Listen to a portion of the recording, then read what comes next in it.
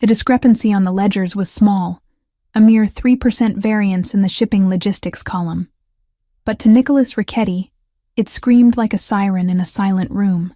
He sat in the high-backed leather chair of his office, the glow of 3 monitors casting sharp shadows across his face.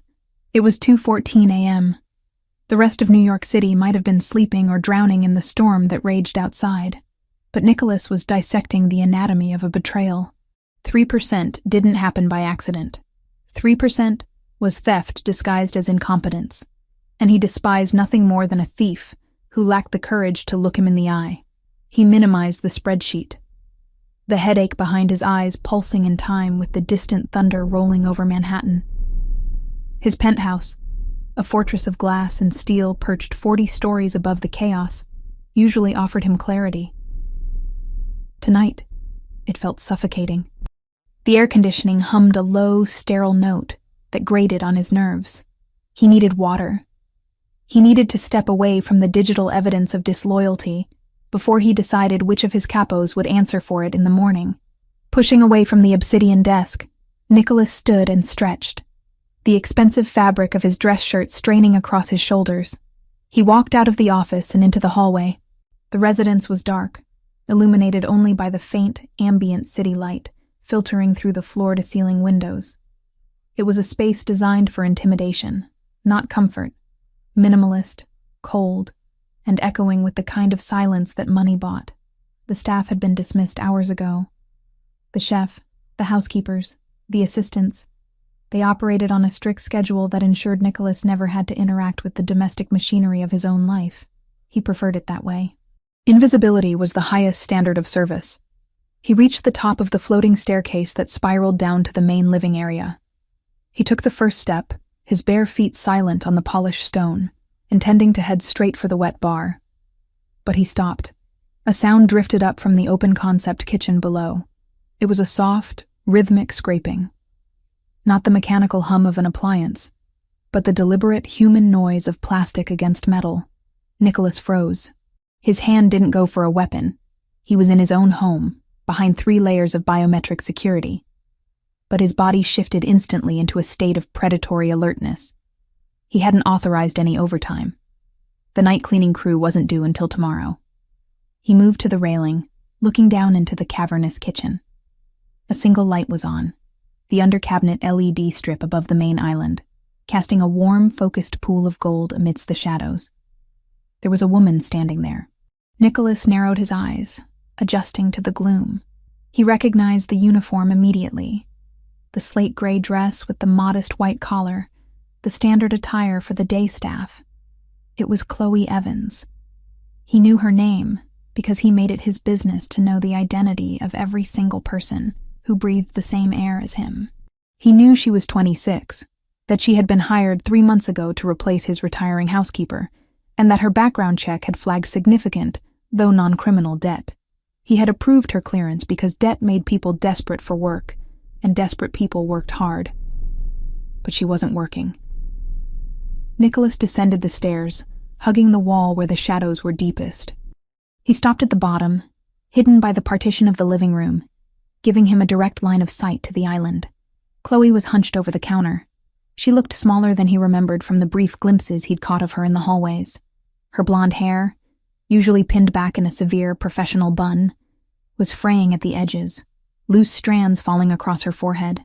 She looked exhausted, her shoulders slumped with a weight that seemed to press her down toward the marble. On the counter in front of her sat the heavy copper roasting pan from his dinner. The chef had prepared a prime rib roast, enough to feed 6 men.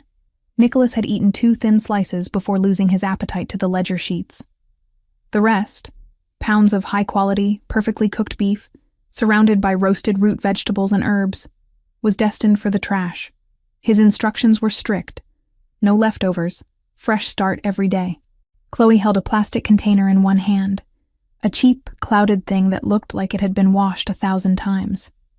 In her other hand was a plastic spatula. She wasn't stealing the silverware.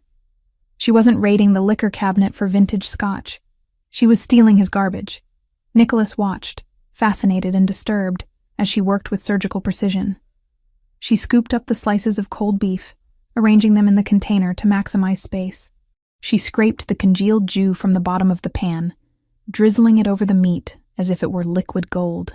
She added the carrots and potatoes, packing them into the corners. Her movements were not greedy, they were reverent. She treated the discarded food with more respect than his wealthy associates treated their million-dollar investments.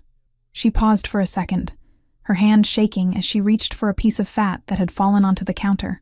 She hesitated, looking at it, then quickly popped it into her mouth.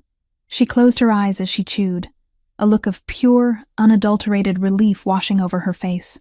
Nicholas felt a strange tightness in his chest. It wasn't pity. He didn't believe in pity. But it was a sharp jolt of reality.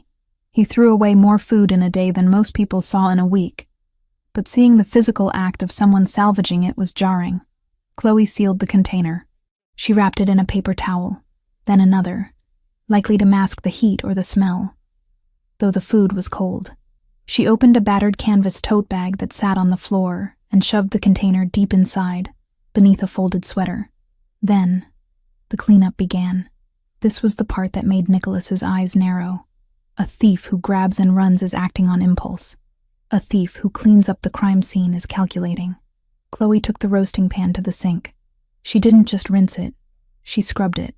She dried it. She placed it in the dishwasher in the exact slot it belonged. She returned to the island, sprayed the counter with disinfectant, and wiped it down until the marble gleamed, removing any fingerprint, any grease spot, any evidence that she had been there. She checked her watch. A cheap digital piece with a cracked face. Panic flickered in her eyes. It was late. Far too late for the buses to be running frequently. She grabbed her bag, clutching it to her chest like a shield, and hurried toward the service exit near the pantry. She moved with the silent, practiced gait of someone who spent her life trying not to be seen. The door clicked shut behind her. The kitchen was empty again. Pristine. Silent. Nicholas stepped out of the shadows and walked to the island. He ran a finger across the marble where the pan had been. It was spotless. If he hadn't been standing there, he would never have known she had taken anything. That was the problem. He stared at the service door. Why the secrecy? If she was hungry, why not ask? The chef threw this food away. Why risk her job, her security clearance, for leftovers? Unless it wasn't just about hunger. Unless the desperation ran deeper. His mind, trained to see threats in every shadow, began to spin scenarios. Debt. The background check had shown massive debt. A woman with that kind of financial leverage against her was a target. If she was sneaking around his house at 2 a.m. to steal meat, what else could she be pressured to take? How easy would it be for a rival family, the Gallows, or the encroaching Russian factions, to offer her $10,000 to slip a listening device under his desk, or to photograph the documents he left on the dining table?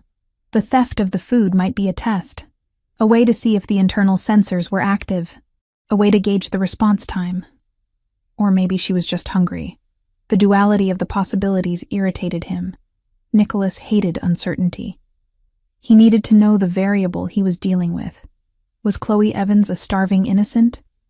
Or was she a security breach waiting to happen? He turned and walked to the wall panel that controlled the exterior cameras. He punched in his code. The screen flickered to life, showing the service entrance on the side of the building. On the screen, Chloe pushed open the heavy steel door and stepped out into the deluge. The storm had intensified. Rain fell in sheets, blurring the gray scale of the camera feed. She had no umbrella. She pulled her thin coat tighter around herself, lowered her head, and began to run. She didn't head for the employee subway station. She was running toward the bus stop on the avenue, blocks away. She looked fragile. The wind whipped her clothes against her frame, showing how thin she actually was. Nicholas tapped the screen, zooming in. She wasn't running aimlessly. She was checking over her shoulder. Once. Twice. Paranoia? Or was she meeting someone? Damn it, Nicholas muttered. He couldn't let it go. If he went back to bed now, he'd be wondering about it all night. He needed to see where she went. He needed to see if she went to a frantic, poverty-stricken home, or if she met a handler in a black sedan around the corner. He spun around and headed for the private elevator that bypassed the lobby and went straight to the secure garage.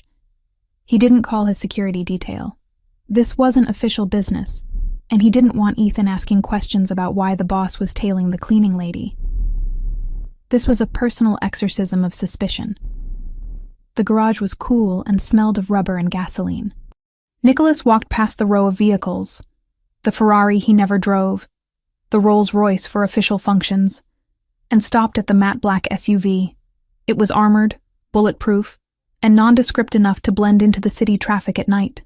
He climbed in, tossing his phone onto the passenger seat. He keyed the ignition, the engine purring with a restrained power. He waited for the heavy gate to roll up, drumming his fingers on the leather wheel. He wasn't doing this to save her. He told himself that firmly. He was doing this to secure his perimeter. If she was compromised, he would fire her tonight. If she was just a thief, he would fire her tonight. He pulled out onto the wet asphalt of the street, the wipers slashing rhythmically against the windshield. He spotted her immediately. She was a dark shape moving against the blurred lights of the city, splashing through puddles, still clutching that bag of food as if it contained state secrets. She reached the bus stop just as the M15 lumbered into view, its headlights cutting through the rain. She boarded. Nicholas hung back, letting a taxi get between them. He kept his eyes on the taillights of the bus. He would follow her to the end of the line if he had to. He would see exactly what Chloe Evans was hiding in the dark, and he would decide her fate before the sun came up. The hunt was on. The windshield wipers of the armored SUV sliced through the deluge with a hypnotic, rhythmic thud, battling a storm that seemed intent on drowning the entire borough. Nicholas kept the vehicle 3 car lengths behind the city bus, his gloved hands loose on the steering wheel, but his eyes sharp, tracking the red taillights as they blurred in the downpour. He had left the polished steel and glass canyons of Manhattan behind miles ago. The scenery had shifted, deteriorating into the jagged skyline of the Bronx. Here, the buildings were lower, squatting in the darkness like bruised knuckles. Streetlights flickered intermittently, casting sickly yellow pools of light on cracked sidewalks where trash bags piled up like sandbags against a flood. This was not his territory. The Ricchetti family held influence here, certainly. Everyone paid tribute eventually. But the streets belonged to the scavengers, the low-level gangs, and the desperate. The bus hissed to a halt at a corner that looked desolate enough to be a film set for the end of the world. The hydraulic doors groaned open. Nicholas killed his headlights, plunging the SUV into the cover of shadows provided by a parked delivery truck. He watched. A single figure stepped off. Chloe Evans. From the climate-controlled safety of his vehicle, Nicholas analyzed her movements. She stepped into a puddle that submerged her sneakers instantly. She didn't flinch. She simply adjusted her grip on the canvas tote bag, pulling it high against her chest, shielding it with her body as if it contained bullion rather than cold roast beef.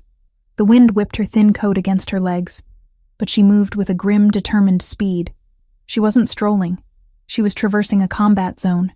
Nicholas rolled his window down an inch. The smell of wet asphalt, ozone, and decaying garbage drifted into the leather-scented cabin. He needed to hear the environment. He scanned the perimeter. To his left, an alleyway mouth yawned, black and empty. To his right, a row of boarded-up storefronts. Chloe reached the middle of the block. She was heading toward a pre-war tenement building that had clearly lost its war decades ago.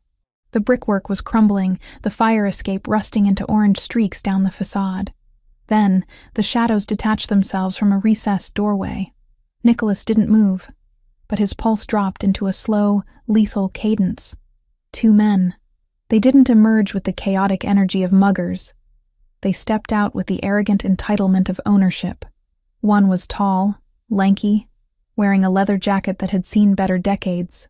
The other was stockier, with a shaved head that glistened under the street lamp. They blocked Chloe's path.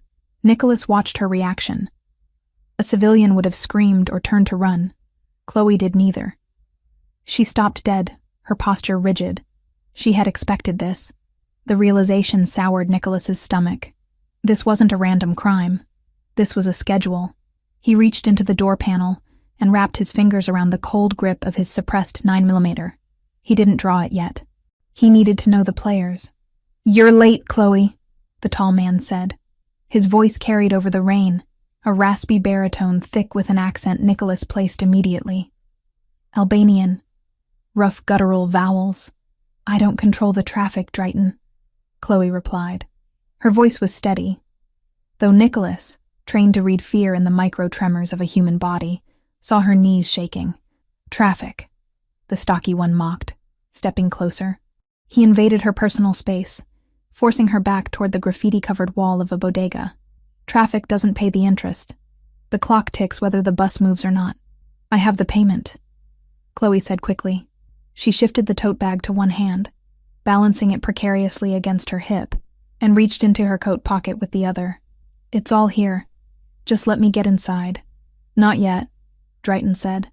He reached out, not for the money, but for her arm. He gripped her bicep, hard. Nicholas saw Chloe wince, but she didn't pull away. She knew that pulling away would only invite violence. We aren't just here for the cash tonight. The boss is losing patience. He wants the drive. Nicholas's eyes narrowed. The drive.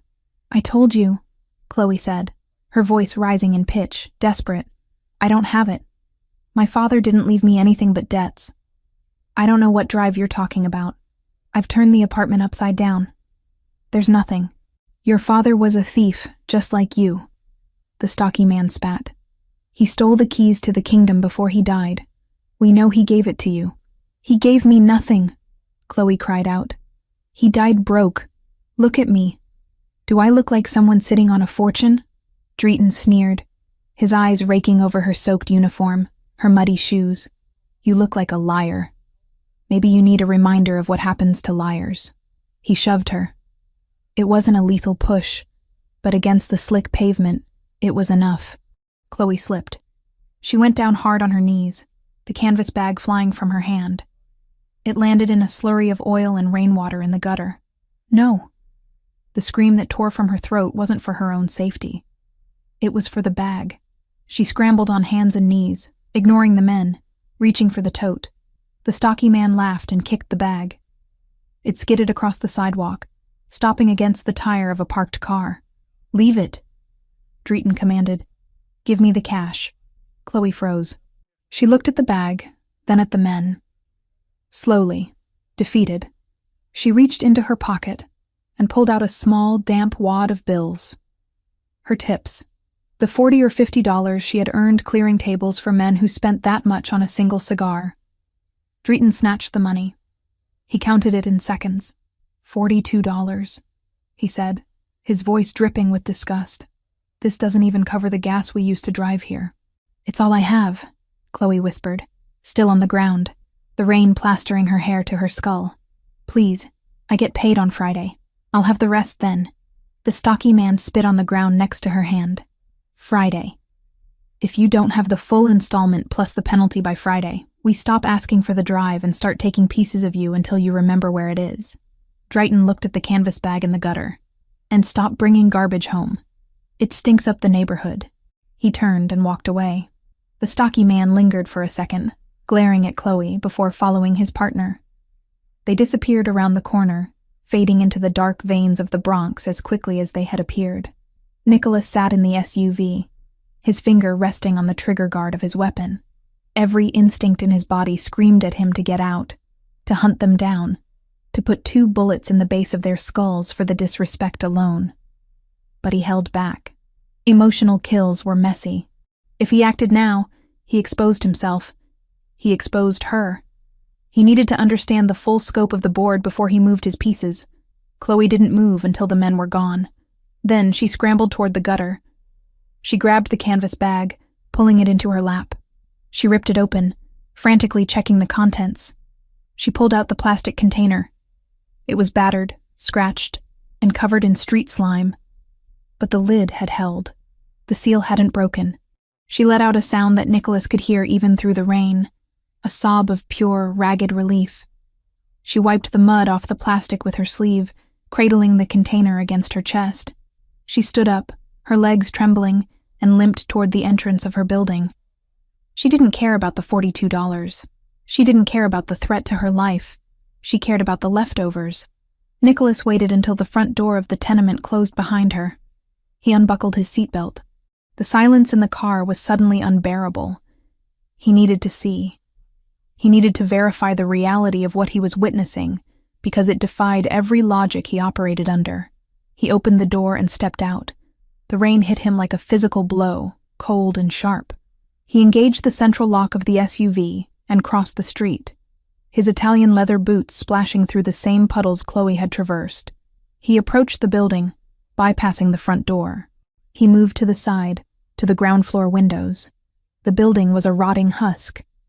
The smell of mildew and stagnant water radiated from the brickwork. Nicholas found the window that corresponded to the unit Chloe had entered. The light had just flickered on inside. The blinds were cheap, plastic slats, bent and broken in places, offering a fractured view of the interior. Nicholas stood in the alley, water dripping from his hair, and peered through the gaps. The room was a testament to absolute destitution. The walls were painted a color that might have been cream once, but was now a stained, peeling yellow. There was no furniture, no table, no chairs, no television. In the corner sat a single twin mattress directly on the scratched floorboards. A cardboard box served as a nightstand. It wasn't minimalism. It was survivalism. Chloe was standing in the center of the room. She had shed her soaked coat and was using a towel to dry the plastic container she had rescued. She set it down on the cardboard box with extreme care. Nicholas watched as she peeled back the lid. The smell of the roast beef must have hit her then, because she closed her eyes and swayed slightly. She looked starving. The hollows of her cheeks seemed deeper in the harsh overhead light. She reached for a plastic fork sitting on the box. Nicholas felt a strange sense of anticipation. "Eat," he commanded silently. "Take what you stole. You earned it." But she didn't eat. A knock sounded, not at the main door, but at the wall shared with the neighboring apartment. It was a rhythmic, weak tapping. Chloe's head snapped up. She didn't look annoyed. She looked resigned. She put the fork down.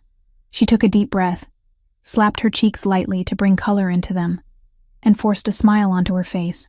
It was the most convincing fake smile Nicholas had ever seen. Bright, warm, and entirely hollow. She walked to the door and opened it. An elderly woman stood there, leaning heavily on a walker. She was skeletal, her skin like parchment paper stretched over brittle bones. She wore a faded nightgown and a shawl that looked moth-eaten. "Mrs. Moretti," Chloe said, her voice audible through the thin glass. It was soft, affectionate. "You're awake late." "The hunger wakes me, Kara," the old woman rasped. Her eyes, clouded with cataracts, drifted past Chloe to the cardboard box. Did you bring anything?" "The soup kitchen was closed today." "My legs. I couldn't make it to the church." Nicholas felt the chill of the rain seep into his bones, but it had nothing to do with the weather. Chloe looked at the container of food. It was a substantial amount, enough for 2 meals for her, enough to stop the shaking in her hands. She looked back at the old woman. "I did," Chloe said. There was no hesitation, no pause to calculate portions. "The chef, Mr. Ricchetti's chef, made too much again. Can you believe it? He was going to throw it all out." "Oh, thank God," Mrs. Moretti whispered. Chloe picked up the container. She walked over to the old woman. Nicholas watched, waiting for her to divide it, to keep half, to keep a few slices of beef for herself. She didn't. She pressed the entire container into the old woman's trembling hands. "Here. It's prime rib. Soft vegetables. You have to eat it all, okay? It won't keep till tomorrow without a fridge." The old woman clutched the warm plastic. "But you, Chloe, what about you? You work so hard. You're so thin." Chloe laughed. It was a light, airy sound that masked a desperate lie. "Me? Are you kidding? I ate at the mansion. We had lobster and risotto. I'm so full I could burst. I couldn't eat another bite if I tried." As she said it, Nicholas saw her hand subconsciously move to her stomach, pressing against it as if to silence a cramp. "Lobster," Mrs. Moretti echoed, her eyes wide. "Imagine that. You live like a princess there." "I do," Chloe lied. "Now go. Eat while it's warm." She gently guided the old woman back into the hallway and closed the door. The moment the latch clicked, the performance died. Chloe slumped against the door. The bright smile vanished, replaced by a mask of sheer agony. She slid down to the floor, pulling her knees to her chest. She buried her face in her arms. She didn't cry. She was past crying.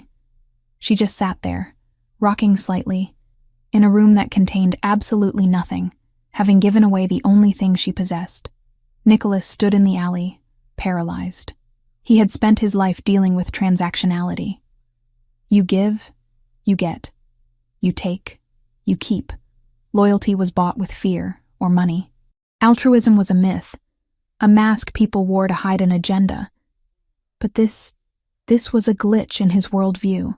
She was being hunted by Albanians for a fortune she didn't have. She was working herself to the bone in his house. She was starving, and she had just given away her survival to a woman who could offer her absolutely nothing in return. She wasn't a thief. She was a martyr, and she was his. The thought slammed into his mind with the force of a physical blow. It wasn't a question anymore. It wasn't a debate about security clearance. The concept of her being a liability evaporated, replaced by a possessive volcanic rage. The idea that she, someone under his roof, someone who wore his family's crest on her uniform, however invisible, was living like this, was an insult to his name, and the fact that Drayton and his lackey had touched her, had pushed her into the mud. Nicholas turned away from the window. He couldn't watch her suffering anymore. It felt like an intrusion on something sacred. He walked back to the car, his stride long and aggressive. He didn't feel the rain. He felt only the cold, hard clarity of a decision made. He reached the SUV and yanked the door open, sliding into the driver's seat. He didn't start the engine immediately. He pulled his phone from the passenger seat. The screen glowed bright in the dark cabin. He dialed a number that was saved on speed dial. Ethan answered on the first ring. "Boss? I need a location trace on a crew," Nicholas said. His voice was calm, terrifyingly so. It was the voice he used when he ordered hits. "Albanians, operating in the South Bronx. One goes by the name Drayton, tall leather jacket. Partner is stocky, shaved head. Albanians," Ethan repeated, the sound of keyboard clacking starting immediately in the background. "They're bottom feeders, boss. Scavengers. Did they hit one of our shipments?" "They touched something of mine," Nicholas said. He looked through the rain-streaked windshield at the crumbling building where Chloe Evans sat on the floor of an empty room. "I want them found," Nicholas continued. "I want to know where they sleep. I want to know who they report to. And Ethan? Yeah? Find out who holds the paper on Chloe Evans' debt. I don't care if it's the Albanians, the banks, or the devil himself. Contact them. Tonight." "The cleaning girl?" Ethan paused, confused. "Boss, it's 3:30 in the morning. You want me to buy a Maid's debt?" "I want you to buy it all," Nicholas said, his eyes hard as flint. "Every cent. Principal, interest, penalties. Wire the funds. As of sunrise, she doesn't owe them a dime. She owes me." "Understood," Ethan said, the confusion replaced by professional obedience. "Consider it done." Nicholas hung up. He tossed the phone back onto the seat. He started the engine. The headlights cut through the darkness, illuminating the spot on the sidewalk where Chloe had fallen. He would not intervene tonight. He couldn't just walk in there and drag her out without terrifying her, or revealing that he had been stalking her. He needed to do this the right way, the Richetti way. Absolute control, absolute leverage. Tomorrow, she would walk into his office as a servant. She would walk out as something else entirely. He put the SUV in gear and pulled away from the curb, leaving the Bronx behind, but carrying the image of the woman in the empty room with him like a burning brand. The morning sun that filtered through the floor-to-ceiling windows of the penthouse was deceptive. It was bright, crisp, and bathed the sprawling living space in a light that suggested a fresh start, hiding the fact that the city below was still drying out from a storm that had nearly drowned it hours before. Inside the Richetti residence, the silence was absolute. It was not the peaceful silence of a home at rest, but the heavy, expectant silence of a courtroom before the gavel falls. Nicholas Richetti stood by the window in his private study, a mug of black coffee cooling in his hand. He hadn't slept. After leaving the Bronx, he had returned to the penthouse, showered the smell of rain and exhaust from his skin, and spent the remaining hours of darkness orchestrating a financial hostile takeover of a very specific, very small target. His phone buzzed on the obsidian desk. A single message from Ethan. Transaction complete. Wire confirmed. The paper is ours. Nicholas set the mug down. He didn't smile. Satisfaction was a dangerous emotion. It led to complacency. This wasn't a victory yet. It was merely the acquisition of a distressed asset. He adjusted the cuffs of his shirt. He had chosen charcoal gray today, severe and authoritative. He needed to be the wall she hit, not the pillow she landed on. He pressed the intercom button on his desk. Send her in. He didn't need to specify who. Ethan, who was waiting in the hallway, knew exactly who the meeting was with. A moment later, the heavy mahogany doors opened. Chloe Evans stepped inside. If Nicholas had expected her to look better after a few hours away from the rain, he was mistaken. She looked like a ghost haunting her own life. Her uniform was pressed, her hair pulled back into that severe, self-effacing bun, but the fatigue was etched into the pale skin beneath her eyes. Her hands were clasped in front of her, the knuckles white. She didn't look at the room, at the millions of dollars of art on the walls, or the view that commanded the skyline. She looked at the floor, then forced her chin up to look at him. She expected to be fired. Nicholas could read the resignation in her posture. She thought she had been caught stealing leftovers, and in her world, that was a capital offense. She was bracing for the severance speech, the demand for her keycard, and the escort out of the building. "Mr. Ricchetti," she said. Her voice was steady, but brittle. "You asked to see me?" "Close the door, Chloe."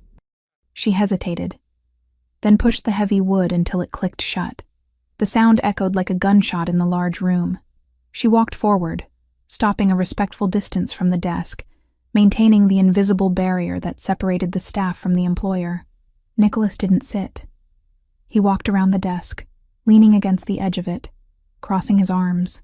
He wanted to remove the physical barrier of the furniture, not to make her comfortable, but to make her feel exposed.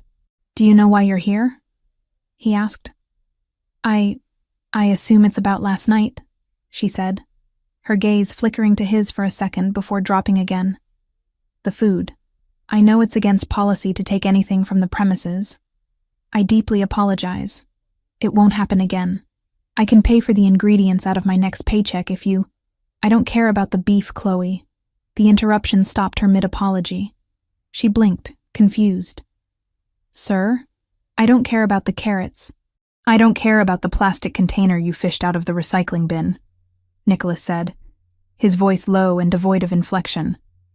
"I care about the fact that my employee, who has passed a highest-level security clearance, was cornered by 2 Albanian enforcers on a street corner in the Bronx at 3:00 a.m. The color drained from Chloe's face so fast Nicholas thought she might faint. Her lips parted, but no sound came out. The professional mask shattered, revealing the terrified woman beneath. "How?" she whispered. "How do you know that? I make it my business to know where my liabilities lie." Nicholas lied smoothly. He wasn't going to tell her he had stalked her bus like a jealous ex-lover. He needed to be omniscient. "And you, Chloe, are a massive liability." He picked up a file folder from the desk and tossed it toward her. It slid across the polished black stone, stopping inches from her hand. "Open it."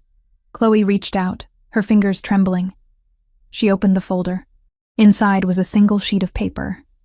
It was a transfer deed, a complex financial document that detailed the purchase of a debt obligation. $150,000. Nicholas recited the number as she read it. "Inherited from your father, Peter Evans. A gambling debt initially held by a bookie in Queens, then sold to the Dritten crew when the interest compounded beyond your ability to pay. You've been paying them 80% of your take-home pay for 2 years. At the current interest rate, you would have been paying them until you were 60, assuming they didn't kill you first." Chloe stared at the paper. The numbers were familiar nightmares to her, but the name at the bottom, the holder of the note, had changed. It no longer said Tirana Holdings LLC, the shell company the Albanians used. It said Ricchetti Global Ventures. She looked up, her green eyes wide with a panic that was bordering on hysteria. You bought it? I did. Why? The word tore out of her throat. Why would you do that? Because the Drayton crew is sloppy, Nicholas said, pushing off the desk and taking a step toward her. They are loud. They are violent. And last night they put their hands on you. You work for me, Chloe. Nobody touches what belongs to me. He saw the flinch when he said, belongs to me. He ignored it. He needed her to understand the new reality. I contacted their leadership this morning, Nicholas continued. The debt has been settled in full. You no longer owe the Albanians a single cent. Drayton has been informed that if he or any of his associates come within 500 yards of you, it will be considered an act of war against the Richetti family. For a second, the relief on her face was palpable. The crushing weight of the thugs, the fear of the late-night knock on the door, the physical threat. It was gone. But then the second realization hit her. The debt wasn't gone. It had just moved. She looked at him, and the fear returned. Different this time. Sharper. So I owe you, she said quietly. I owe you $150,000, plus the administrative fees for the transfer, Nicholas added coldly. Yes. Chloe swallowed hard. She straightened her spine. It was a reflexive movement, a gathering of dignity in the face of disaster. I can't pay you the lump sum, obviously, but I can continue the payment plan I had with them. I can give you the cash every Friday. No, sir, I promise I'm good for it. I've never missed a week. I don't want your cash, Chloe, Nicholas said. I don't need your $40 in tips. It's insulting to both of us. Then what do you want? Nicholas walked around her, circling her like a shark. I want security. A compromised employee is a danger to my operation. Living in a tenement in the Bronx, vulnerable to extortion, starving yourself, that makes you weak. I don't employ weak people. He stopped in front of her. Here are the new terms of your employment. Effective immediately, your salary is tripled. Chloe's head snapped up. Tripled. It will be deducted directly from your debt, Nicholas clarified. You will not handle the money. It goes from payroll to the ledger.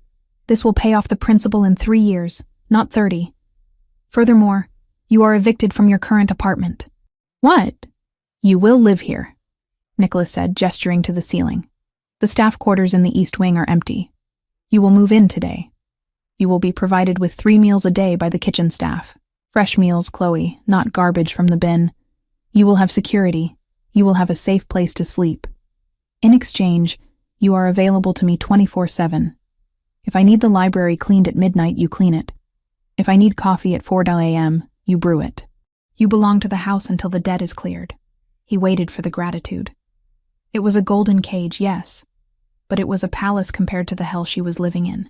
He was offering her safety, food, and a way out of the hole her father had dug. But Chloe didn't say thank you. She stepped back, shaking her head. I can't. Nicholas frowned. The refusal was unexpected. Excuse me? I can't accept, Chloe said, her voice shaking but firm. I can't live here. Nicholas felt a spark of irritation. Was she stupid? Did you not hear me? I just offered you a life raft. You prefer the gutter? It's not about me, Chloe cried out, the professional veneer cracking completely. I can't leave. If I move in here, if I'm locked in here 24/7, who takes care of her? Nicholas went still. Her? Mrs. Moretti, Chloe said, tears welling in her eyes. My neighbor, she's 82. She can't walk to the store. She can't cook. Her son died 5 years ago. She has no one. I'm the one who brings her food. I'm the one who helps her with her medication. She took a breath, a ragged sound. Last night, the food I took, it wasn't for me. It was for her. I can't leave her alone in that building. She'll starve, or she'll fall and no one will find her for days. I can't do that. I won't do that. Not even for safety, not even for the money. She looked at him with a fierce, desperate defiance. If the condition is that I have to abandon her, then I choose the debt.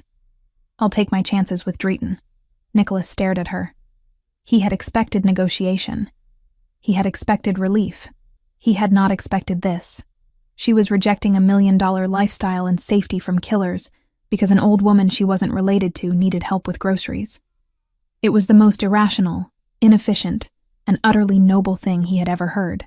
The irritation vanished, replaced by a strange warmth in his chest that he recognized from the night before. He had been right about her.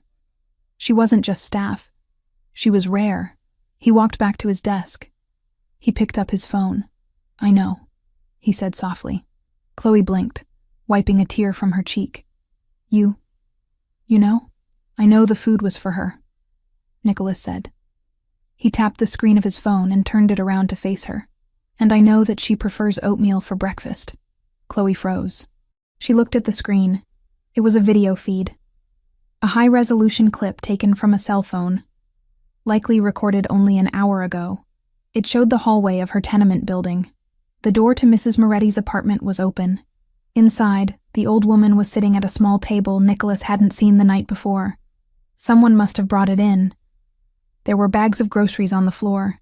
A man in scrubs, a nurse, was checking her blood pressure. "Mrs. Moretti," the nurse was saying in the video, his voice clear. "Mr. Ricchetti has arranged for a delivery service to bring your meals twice a day, and I'll be stopping by every morning to check your vitals and manage your prescriptions. Everything is paid for." The old woman in the video looked confused but beamed. "Chloe sent you? She's such a good girl." "Yes," the nurse said. Chloe arranged everything. Nicholas tapped the screen, pausing the video. He looked at Chloe. She was staring at the frozen image of her neighbor, safe, fed, and attended to. Her mouth opened, but no words came out. She looked from the phone to Nicholas, her expression cycling through shock, disbelief, and finally, a profound, shattering realization. "You," she stammered. "You sent people there?" "This morning, I solve problems, Chloe," Nicholas said, his voice dropping an octave, becoming intimate in the vast room. "You were worried about the neighbor. That was the obstacle preventing you from being effective for me. So I removed the obstacle. Mrs. Moretti has a full-time care plan, paid for 6 months in advance. She is safer now than she ever was with you bringing her scraps." He set the phone down. "Now," he said, "are there any other reasons why you cannot accept my terms?" Chloe stood there for a long moment. The fight went out of her. The tension that had been holding her upright seemed to dissolve, leaving her looking smaller, but lighter. She looked at Nicholas, really looked at him, not as the terrifying boss, but as the man who had seen the one thing she cared about more than herself and protected it. She took a step forward. She didn't bow. She didn't cower. "No," she whispered. "No other reasons." She took a deep breath, and her eyes locked onto his. They were wet, glassy with unshed tears, but clear. "Thank you," she said. The words hung in the air. It wasn't the polite "thank you" of a servant accepting an order. It was raw. It was the sound of a person who had been drowning for years, finally feeling the ground beneath their feet. "Thank you for saving me," she added, her voice cracking slightly. "And thank you for saving her. Nobody has ever done anything like that for me." Nicholas felt a muscle in his jaw twitch. He wasn't used to gratitude. He was used to fear, respect, and transaction. This felt different.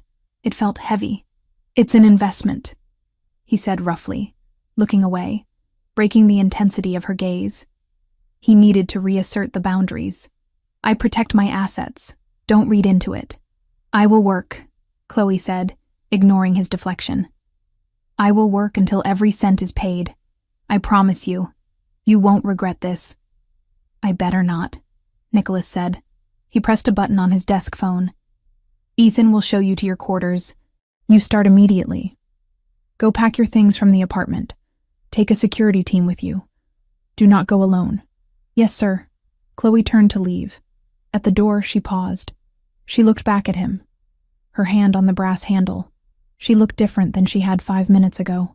The haunted look was gone, replaced by a quiet, fierce determination. "I won't let you down, Nicholas," she said. She slipped out before he could correct her for using his first name. Nicholas stood alone in the silence of his office. He looked at the closed door.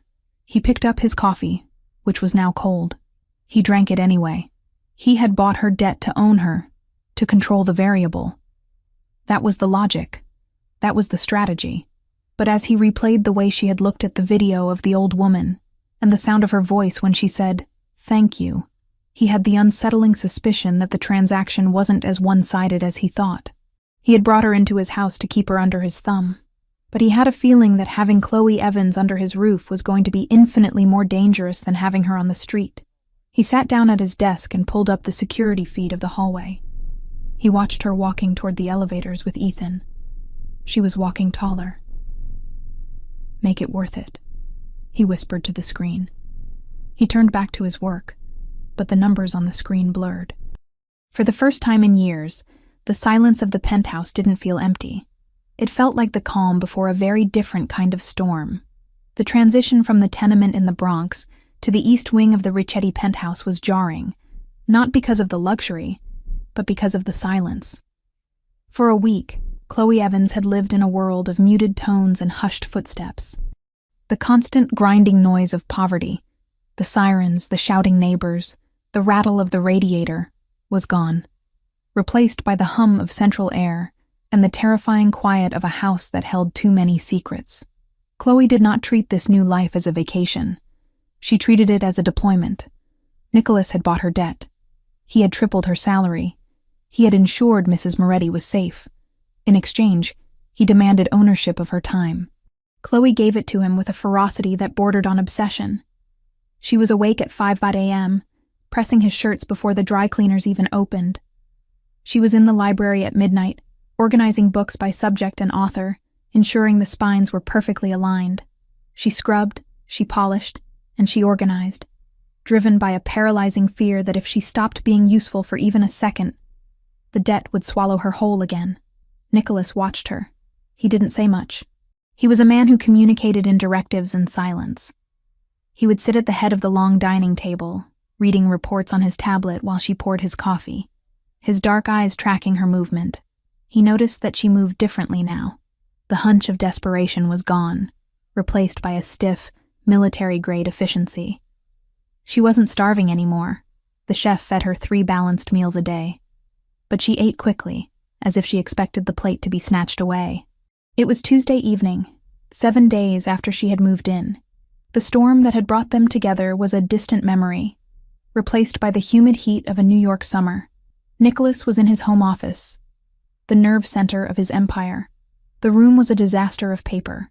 For a man who prided himself on control, his physical filing system was archaic. He didn't trust the cloud with his most sensitive financial data. He trusted paper, which could be burned. But right now, the paper was winning. "Chloe," he said into the intercom. She appeared in the doorway less than 30 seconds later.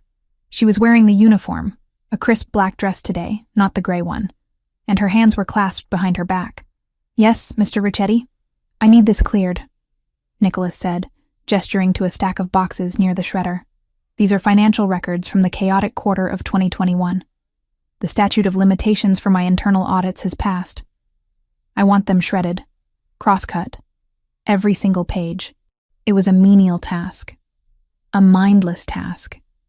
It was beneath the intelligence he suspected she possessed, but he needed to clear the space, and he needed to see if she would complain.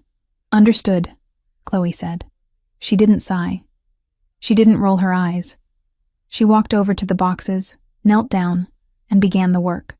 Nicholas returned to his screens. He was still hunting for the 3%. The discrepancy that had started this whole chain of events was still there, mocking him. He had fired the logistics manager in New Jersey, thinking it was incompetence. But the numbers hadn't corrected themselves. Someone was siphoning money from his accounts with a method so subtle it was practically invisible. The rhythmic whir crunch of the shredder filled the room. It was a white noise that usually helped him concentrate. But tonight, the rhythm was off. He glanced over. Chloe had stopped shredding. She was kneeling on the Persian rug, holding a stack of documents in her hands. She wasn't feeding them into the machine. She was spreading them out on the floor, arranging them in a grid. Nicholas watched, his irritation rising. "Chloe, the machine works by feeding the paper into the slot, not by wallpapering my floor." She didn't look up. Her eyes were darting back and forth between 3 different spreadsheets from 3 different months. Her finger traced a line in the air, connecting invisible dots. "Mr. Ricchetti," she said, her voice distracted. "Who designs your internal ledger templates?" Nicholas blinked. "What?" "The layout," she said, finally looking up. Her green eyes were sharp, focused in a way he hadn't seen before. "The visual structure of the columns. Who formatted this?" "I have no idea," Nicholas said, swiveling his chair to face her completely. "The accounting department uses standard software." "Why?" "Because it's wrong," Chloe said. She picked up 2 sheets of paper and walked toward his desk. Nicholas tensed. He didn't like staff approaching the desk when he had active operations on the screen. He minimized the window. "It's a spreadsheet, Chloe. It's numbers. It's not supposed to be art." "It's not about art. It's about spacing," she said, placing the papers down in front of him. She pointed to a column of transaction dates and amounts. "Look at the kerning." "The what?" "The kerning. The space between the characters." She tapped the paper. "I was a graphic designer for 4 years before everything happened. My eyes are trained to see negative space. Look at this entry for January 14th, and this one for February 20th, and this one for March 29th. Nicholas looked. He saw numbers. They look like numbers. "No," Chloe insisted, her finger tracing the line. "The font here is Arial, size 11.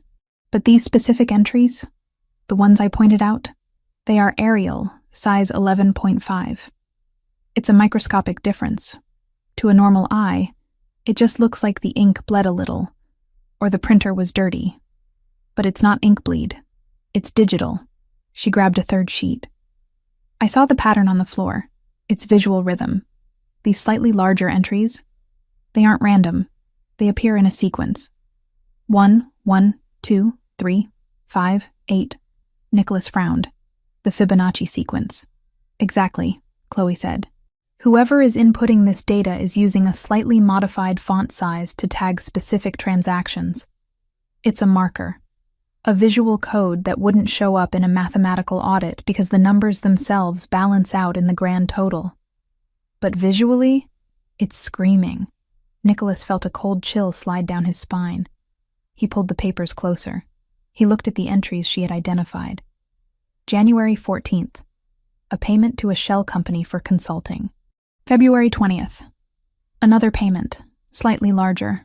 "If you add up only the transactions with the size 11.5 font," Chloe said, her voice gaining confidence, "I bet you'll find you're missing money." Nicholas didn't speak. He grabbed his keyboard. He pulled up the master file for 2021. He didn't look at the math. He looked at the metadata of the font rendering. It took him 3 minutes of rapid typing to run a script that isolated the font irregularities.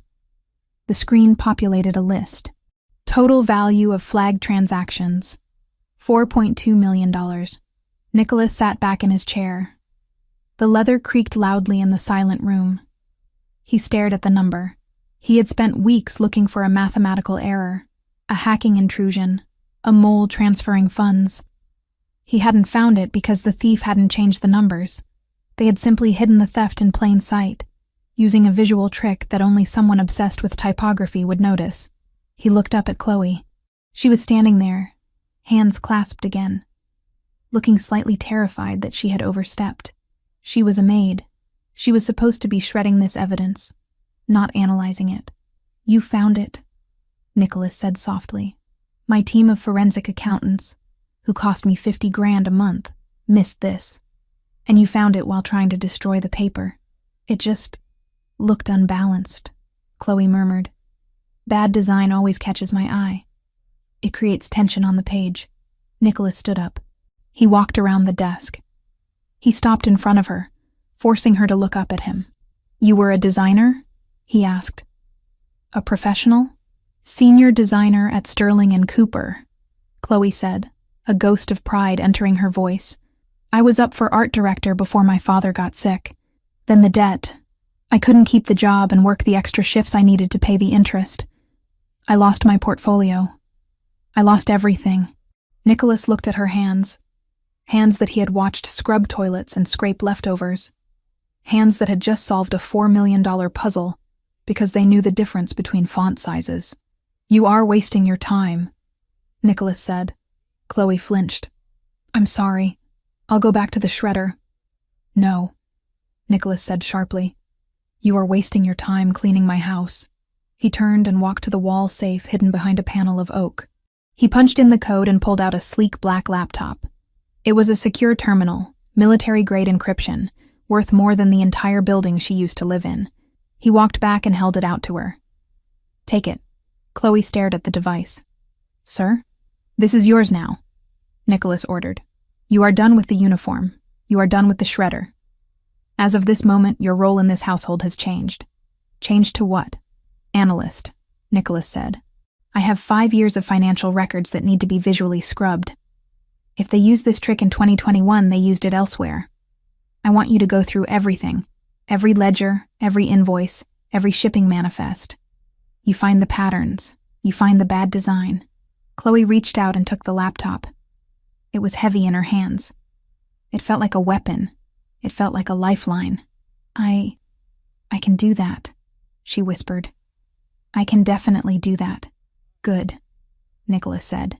He checked his watch. It was 8 p.m. "Have you eaten?" "No, sir. I was waiting to finish the filing." Nicholas pressed the intercom button. "Chef, send up dinner. For 2, in the office." He paused. "What do you want, Chloe? And don't say salad." Chloe looked at him, surprised by the question. The adrenaline of the discovery was still coursing through her veins, making her bold. "A cheeseburger," she said. "A real one. With bacon." Nicholas's lips twitched. It was almost a smile. 2 bacon cheeseburgers. "And fries. Bring a bottle of the 96 Barolo." He cut the connection. "Sit," Nicholas said, pointing to the leather chair opposite his desk. The chair reserved for capos and business partners. Chloe sat. She placed the laptop on her lap, her fingers brushing the matte metal surface. She looked like someone who had been holding her breath for years and had finally been given permission to exhale. "My father," Chloe said into the silence, her voice quiet. "He wasn't just a gambler. He was a coder. He taught me to look for patterns in the chaos. He used to say that the world is just data waiting to be organized." Nicholas sat on the edge of his desk, looking down at her. "He taught you well. It's a shame he didn't apply that logic to his own finances." "He tried," Chloe defended him, though the anger was gone. He saw patterns that weren't there. He thought he could beat the system." "You can't beat the system," Nicholas said. "You can only own it." The food arrived 20 minutes later, carried by a confused-looking server who wasn't used to seeing the maid sitting in the client chair. Nicholas dismissed him with a wave. They ate in the office, surrounded by the smell of old paper and expensive wine. It was a surreal tableau. The Mafia Don and the cleaning lady, eating burgers with their hands while a $4 million theft lay exposed on the desk between them. "This Fibonacci trick," Nicholas said, dipping a fry into ketchup. "It suggests the thief is educated. This isn't a thug skimming cash. This is someone who went to art school or engineering school. Or someone who loves puzzles," Chloe said. She took a sip of the wine, her eyes widening at the taste. "The spacing, it's elegant, in a twisted way. It's almost a signature. If I can isolate the specific kerning adjustment, I can build a filter to scan all your future documents automatically. You won't need me to look at every page. I'll decide what I need," Nicholas said. His voice dropped, becoming serious. "You have a talent, Chloe. A dangerous one. In my world, people kill for the kind of insight you just provided. You need to understand that by doing this, by finding this money, you are putting a target on your back. The person who stole this? They are likely someone inside my organization. Someone close." Chloe stopped chewing. She put the burger down. "I didn't think of that." "You don't have to," Nicholas said. "That's my job. I handle the threats. You handle the data." He looked at her, really looked at her. In the soft light of the office, with a smudge of ketchup on her thumb and her eyes bright with intellectual stimulation, she looked different. The fragile, broken bird he had rescued from the rain was gone. In her place was a woman with a sharp mind and a spine of steel. Why? Chloe asked suddenly. Why what? Why trust me? She asked. I'm nobody. I'm a debtor. I could use this information against you. I could take that $4 million discovery and try to sell it to the thief. Nicholas laughed. It was a dark, dry sound. You could, but you won't. How do you know? Because you starve yourself to feed an old woman, Nicholas said simply. And because when you found the error, your first instinct wasn't to leverage it, but to fix it. You crave order, Chloe. Just like I do. You aren't built for betrayal. He stood up and walked to the window, looking out at the city lights. The person who did this, he said, gesturing to the papers, is going to pay. And when they do, you'll be the one who handed me the gun. Chloe shivered, but it wasn't from fear. It was from a sense of purpose. For 2 years she had been a victim, a pawn in her father's mistakes, a slave to the interest rates of criminals. Tonight, for the first time, she was a player in the game. I'll find them, Chloe said. She opened the laptop, the screen illuminating her face with a blue glow. Give me the passwords. I want to start on 2022. Nicholas turned back to her. The admiration in his eyes was unguarded now. It wasn't sexual, though the undercurrent was there, a hum of tension that filled the room. It was the appreciation of one predator recognizing the sharp teeth of another. The password, Nicholas said, is Omerta. Chloe typed it in. The system unlocked. Welcome to the family business, Chloe, Nicholas said. She didn't look up. She was already scrolling, her eyes scanning the columns of data, hunting for the rhythm, hunting for the bad design, hunting for the enemies of the man who had saved her life. Nicholas went back to his desk, but he didn't work. He watched her. He watched the way she bit her lip when she concentrated. He watched the way her fingers flew across the trackpad. He realized with a start that he wasn't just observing an employee. He was observing a partner. And the realization terrified him more than any assassin ever could. Because partners were weaknesses. Partners were people you couldn't afford to lose. Chloe, he said. She paused, looking up. Yes? The blue dress, he said. The uniform. Burn it. Sir? You don't wear a uniform anymore, Nicholas said firmly. Tomorrow you go shopping. Buy clothes that fit your new station. Buy clothes that make you feel like the woman who just outsmarted my entire accounting department. Chloe touched the collar of her dress self-consciously. Okay. And Chloe? Yes? Get the green one, Nicholas said, his voice low. The color you were wearing in your head when you stared at those numbers. It suits you. He didn't know how he knew that color would suit her. He just knew. Chloe smiled.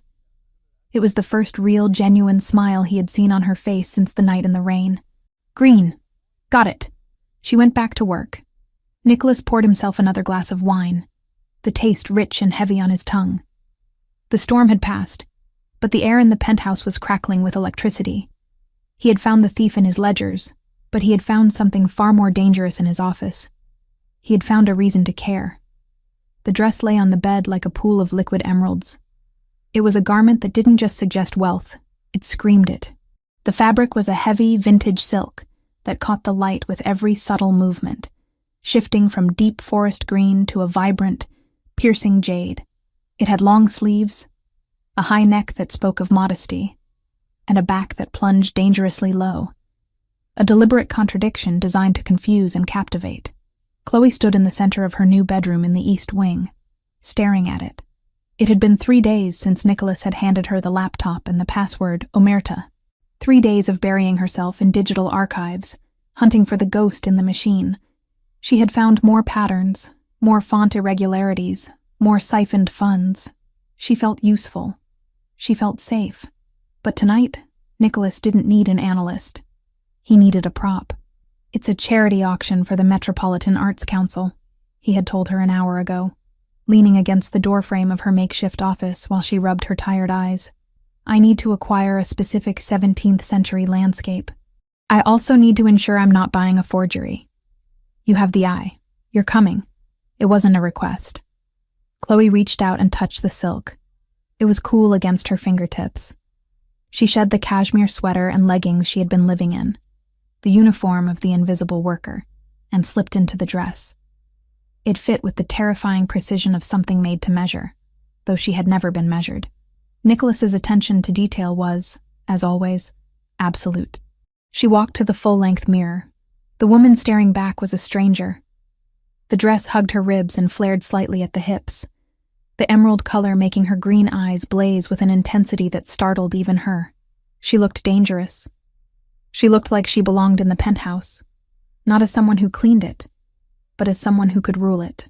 She pinned her hair up, leaving a few strands loose to frame her face, applied a coat of dark red lipstick that she found in the vanity, brand new, seal unbroken, and stepped into the black stilettos waiting on the floor. She opened the door and walked down the hallway. Nicholas was waiting for her in the foyer. He was adjusting the cuffs of his tuxedo, his back to her. He looked devastatingly severe in black tie, a monolith of dark fabric and sharp lines. He heard her heels on the marble and turned. He stopped, his hands stilled on his cuffs. His eyes, usually so guarded and restless, locked onto her and stayed there. He didn't smile. He didn't leer. He looked at her with the clinical, intense appreciation of a man who had commissioned a masterpiece and was seeing it unveiled for the first time. "Green," he said softly, his voice echoing slightly in the high-ceilinged space. "I was right." Chloe stopped a few feet away from him, her heart hammering against her ribs. "It fits.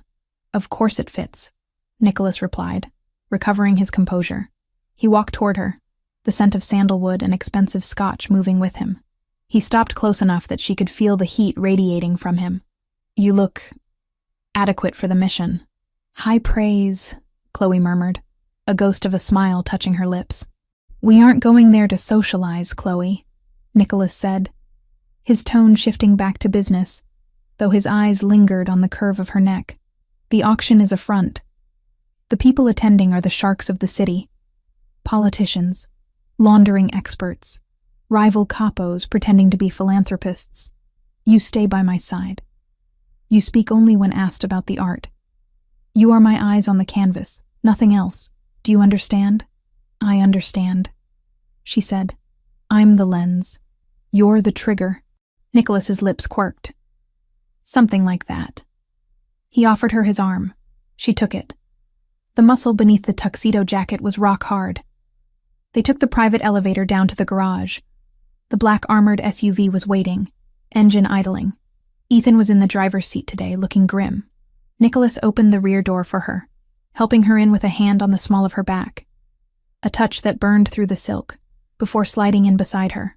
The door sealed with a heavy, pressurized thud that shut out the world. "The Pierre Hotel," Nicholas ordered. The car moved out into the city night. It wasn't raining tonight, but the air was thick with humidity, a heavy blanket that trapped the heat of the day against the asphalt. The city lights smeared across the tinted bulletproof windows.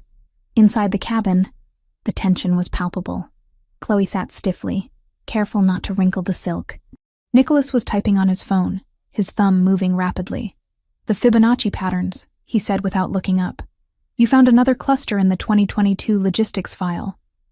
"Yes," Chloe said, grateful for the familiar ground of data. "March and April, large transfers disguised as fuel surcharges. The kerning on the invoices was off by 0.5 points again. It's the same person." "It's impressive," Nicholas admitted, finally putting the phone away. "Most people look at a spreadsheet and see math. You look at it and see architecture. My father used to say that code is just poetry written in logic." Chloe said quietly, "If the rhythm is off, the poem is bad. If the kerning is off, the ledger is a lie. Your father was a complicated man," Nicholas said. He turned to look at her, his expression unreadable in the shifting shadows of the passing streetlights. "He stole from dangerous people, but he taught you how to catch them. I suppose I should be grateful for his contradictions." "I just want to find who is doing this to you," Chloe said. "I want to finish the job." "You will," Nicholas promised. "And when you do," he was cut off by a violent impact. The world spun. The heavy SUV shuddered as something massive slammed into the rear passenger side. Metal screamed against metal, a horrific, grinding shriek that vibrated through Chloe's bones. The car skidded sideways, tires screeching in protest, the heavy armor preventing it from flipping, but doing nothing to stop the momentum. "Down!" Nicholas roared. His arm shot out across her chest, pinning her back against the leather seat as the SUV slammed into a concrete divider. The airbag didn't deploy. Nicholas had disabled them in the rear for tactical reasons, but the force of the stop snapped Chloe's head forward. "Ethan!" Nicholas barked. "Blocked!" Ethan shouted from the front. 2 SUVs, rear and flank, were boxed in. Chloe looked out the window. Through the spiderweb cracks of the reinforced glass, she saw blinding high beams. 2 massive black trucks had pinned them against the wall of a tunnel entrance. They weren't moving. They were trapping. "Is it a hit?" Chloe whispered, her voice trembling. "It's an extraction," Nicholas said grimly. He reached under the seat and pulled out a submachine gun, a compact, lethal MP5. He checked the magazine with a practiced, terrifying calm. "If they wanted us dead, they would have used a bomb or a sniper. They want something alive inside this car." The phone in the center console began to ring. It wasn't Nicholas's cell phone. It was the car phone, a secure line that only a handful of people had the number for. The sound was shrill and jarring in the sudden silence of the cabin. Nicholas stared at it. The caller ID was blocked. "Answer it," Nicholas commanded Ethan. "Speaker." Ethan pressed the button. "Richetti!" A voice rasped through the speakers. It was a voice Chloe recognized instantly. It was the voice of the nightmare she thought she had escaped. "Drayton, you drive a hard shell, Nicholas," the Albanian said. He sounded amused, arrogant. "But shells can be cracked. You're making a mistake, Drayton," Nicholas said, his voice level, betraying zero fear. "You are currently holding a made man of the Cosa Nostra in a tunnel. The reprisal will wipe your entire bloodline off the map." "Save the speeches," Drayton spat. "We aren't here for a turf war. We know about the transaction. We know you bought the girl's debt." Chloe stopped breathing. She pressed herself deeper into the leather seat. "I bought the debt," Nicholas said. "Which means she is mine. You have your money. Go home." "We have the money, yes," Drayton laughed darkly, "but we aren't stupid. Why would Nicholas Richetti, the Wolf of Manhattan, pay $150,000 for a cleaning lady? Is she that good in bed? I doubt it. Careful," Nicholas warned, a low growl. "No, you bought her because she gave it to you," Drayton said. "The drive, the master key. Her father stole the encryption keys to our offshore accounts 3 years ago. We couldn't find them. We figured he died with the secret. But then you show up, buy the daughter, and suddenly you're paying off her debts? You have the key, and she knows how to use it." Chloe's eyes widened. "I don't," she whispered to Nicholas. "I don't have it." Nicholas ignored her, keeping his focus on the phone. "You're imagining things, Drayton." "Am I?" Drayton countered. "Give us the girl. Send her out. We take her, we find out where the key is, and you drive away to your party. Refuse, and we burn you inside that can. Come and get her," Nicholas said. He shot the console, destroying the phone. The line went dead. "He thinks I have it," Chloe said, panic rising in her throat. "He thinks my father gave me a drive. Nicholas, I swear I never saw a drive. I searched the apartment 1,000 times. "I know," Nicholas said. He turned to her. His face was hard, focused. The face of a soldier. "Listen to me. The glass will hold for about 60 seconds against sledgehammers or small arms. They are going to try to breach the doors. I need you on the floor. What are you going to do?" "I'm going to kill them," Nicholas said simply. He looked at Ethan. "On my mark. Pop the trunk release. It will distract the rear team. We exit passenger side. Rolling formation." "Yes, boss." "Chloe." Nicholas grabbed her chin, forcing her to look at him. "Stay behind me. If I move left, you move left. If I drop, you drop. Do not freeze. Do you understand? You are not a civilian tonight. You are my shadow." "I understand," she managed to say. Outside, men were pouring out of the SUVs. They were wearing balaclavas and carrying assault rifles. One of them had a breaching tool, a heavy battering ram. "Now," Nicholas yelled, Ethan hit the trunk release. The rear hatch of the SUV popped open with a hiss. The men behind the car flinched, raising their weapons toward the trunk, expecting a gunman. It was a feint. Nicholas kicked the rear passenger door open.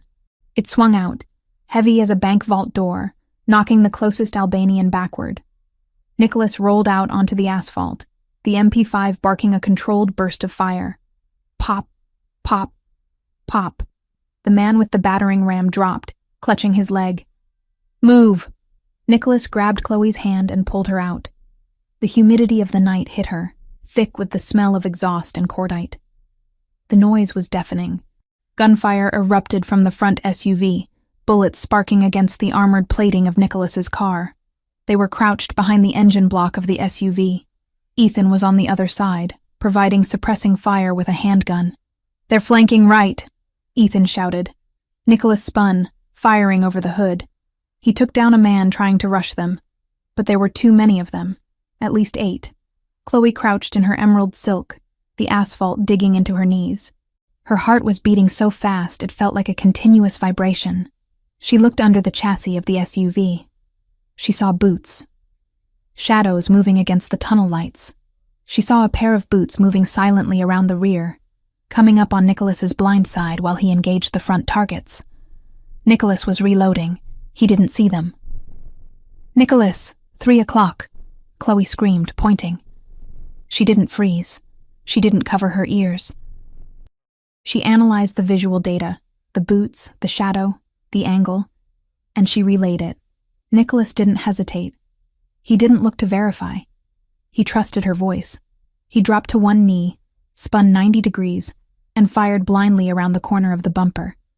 A man yelled in pain and collapsed, his weapon clattering to the ground just feet from where they were huddled. "Good call," Nicholas grunted, slapping a fresh magazine into his weapon. "Ethan, suppress the front. We're pushing to the service door." He grabbed Chloe's waist, hauling her up. "Run! Now!" They sprinted toward a metal maintenance door set into the concrete wall of the tunnel, 10 yards away. Bullets whizzed past them, angry hornets of lead. One chipped the concrete inches from Chloe's face, dusting her hair with gray powder. Nicholas shoved her toward the door. He turned, firing a covering burst that forced the Albanians to duck behind their vehicles. He reached the door, kicked the lock with a brutal, precise force, and shoulder-checked it open. He threw Chloe inside and dove after her, slamming the heavy steel door shut and throwing the deadbolt. Sudden silence. They were in a maintenance corridor, lit by flickering fluorescent tubes. The sound of shouting and gunfire was muffled now, distant. Nicholas leaned back against the door, his chest heaving. He checked his weapon. Empty. He pulled a handgun from his tuxedo waistband. He looked at Chloe. She was standing in the middle of the hallway. The emerald dress was ruined, torn at the hem, stained with grease from the car door, and covered in concrete dust. Her hair had come loose, falling in wild waves around her face. She was trembling, the adrenaline crash beginning to hit. But she was alive, and she hadn't screamed. Nicholas holstered his gun and walked over to her. He grabbed her shoulders, his grip bruising. "Are you hit?" he demanded, his eyes scanning her body for blood. "Check yourself. Adrenaline hides the pain. Are you hit?" Chloe looked down at herself. She ran her hands over her ribs, her legs. No, I'm okay. She looked up at him. "You shot them. They were trying to take you," Nicholas said, his voice raw. "I would burn the whole city before I let them put you in a van." "They think I have the key," Chloe said, her voice shaking. "Nicholas," Drayton said, "he said my father stole the encryption keys. He said that's why you bought me." "He's wrong," Nicholas said firmly. "I bought you because I wanted you. But the key..." Chloe's eyes darted around the hallway, her mind racing, connecting dots that she hadn't seen before. "My father. He didn't leave a drive. He knew they would tear the apartment apart. He knew they would check my bags. He never used hardware. He hated hardware." "Chloe, focus. We need to move." "No, wait." She grabbed his lapels, pulling him closer. Her eyes were manic, brilliant. "The paintings, in the basement, the ones I brought from the apartment." Nicholas frowned. "The canvases? The ugly, abstract ones?" He painted them, Chloe said breathlessly. He started painting them 6 months before he died. He said it was therapy, but he was terrible at art. He was a coder. He was obsessed with layers. She looked at Nicholas, the realization hitting her like a physical blow. Steganography, she whispered. Hiding data inside images. The patterns, the brushstrokes. He didn't leave a drive. He painted the code. The key to the Albanian accounts. It's hanging on the wall in your basement. Nicholas stared at her. The gunfire outside had stopped. Sirens were approaching. The police were coming. But the real bomb had just been dropped in the hallway. If she was right, Chloe Evans wasn't just a debtor. She was the unwitting owner of a digital weapon worth millions. And she was standing in a torn emerald dress, looking at him not with fear, but with the exhilaration of a puzzle finally solved. We have to go back, Chloe said. We have to decode them before Drayton figures it out. Nicholas let out a short, sharp breath. He reached out and brushed the concrete dust from her cheek. His thumb lingered on her lower lip for a second. You really are your father's daughter, he murmured. He took her hand, interlacing their fingers. It wasn't a protective grip anymore. It was a partnership. Let's go home, Nicholas said. We have some art to critique. He led her down the corridor, deeper into the dark, away from the wreckage of the ambush, and toward the revelation that would change everything. The gala was forgotten. The real show was waiting in the basement of the penthouse.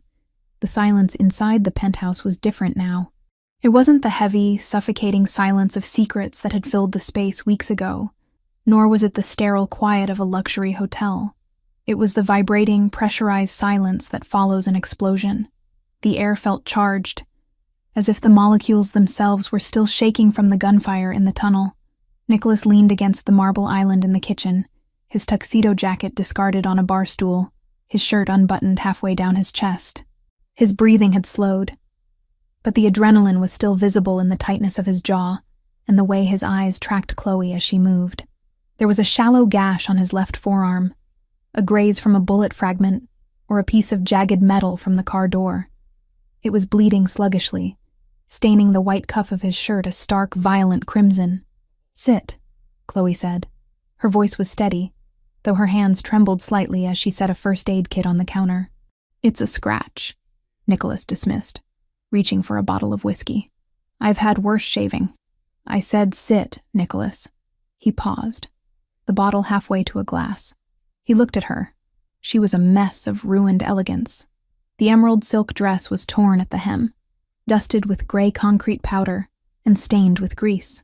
Her hair was a wild halo around her face, and there was a smudge of dirt on her cheekbone. But her eyes were fierce, commanding in a way he had never seen before.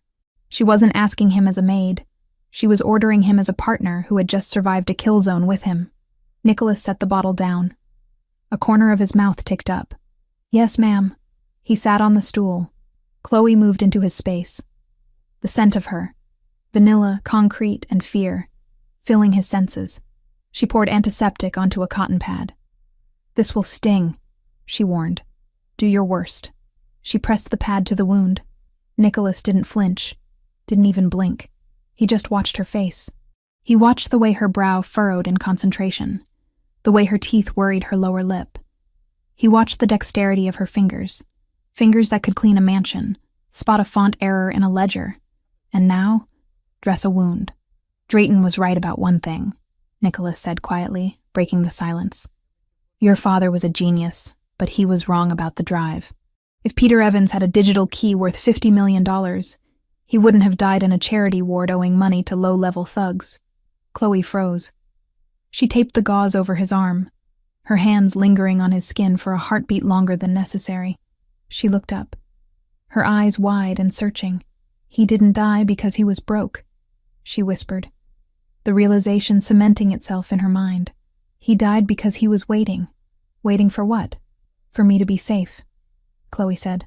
She stepped back, pacing the small area of the kitchen floor, her mind racing faster than it ever had during the ambush.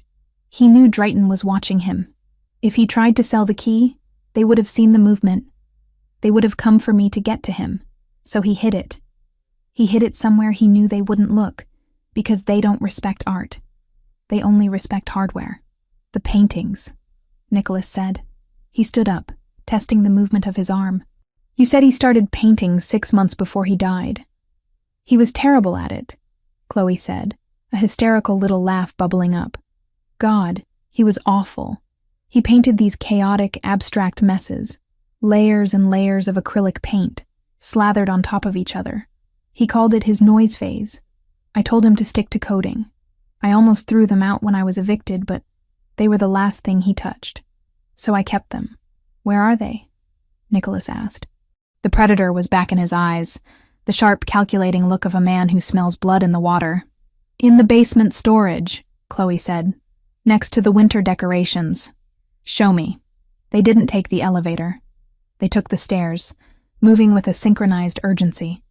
They descended past the living quarters, past the gym, down into the climate-controlled belly of the building where Nicholas kept the things he didn't need but couldn't destroy. The storage room was vast, lined with metal shelving. Chloe moved straight to the back, pushing aside a stack of plastic bins. There, leaning against the wall, wrapped in brown butcher paper, were 4 large canvases. She tore the paper off the first one. Nicholas stared at it. It was objectively a disaster, a riot of clashing colors, violent reds, muddy browns, electric blues, swirled together in a way that suggested frustration rather than inspiration. There was no form, no subject, just noise. It looks like a migraine, Nicholas observed dryly. It's not art, Chloe murmured, running her hand over the textured surface. It's data. He used to talk about steganography, the practice of concealing a message within another message. He said the best hiding place is something so ugly, nobody wants to look at it twice. How do we read it? Nicholas asked. If it's painted over, the data is physical. Is it under the layers?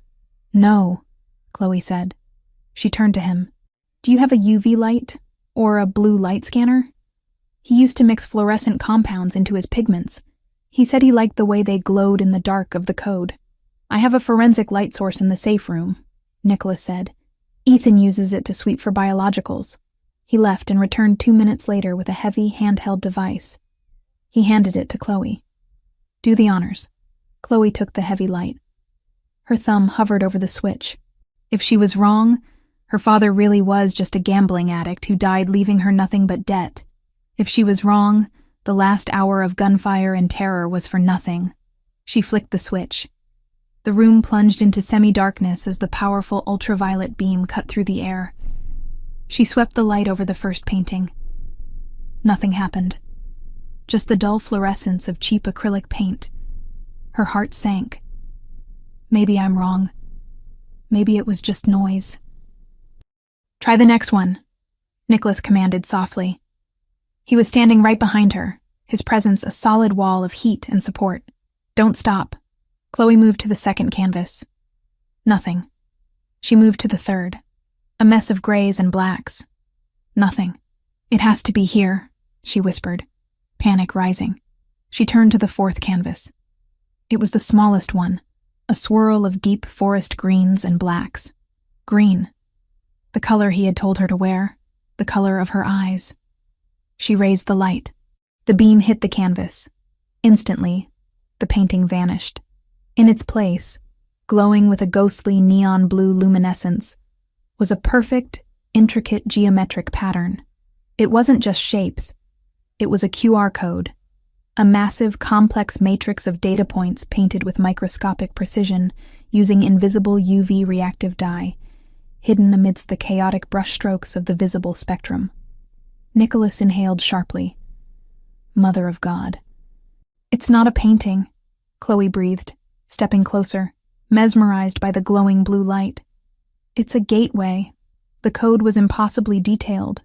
It was a masterpiece of patience and steady hands. Her father hadn't spent his final months gambling.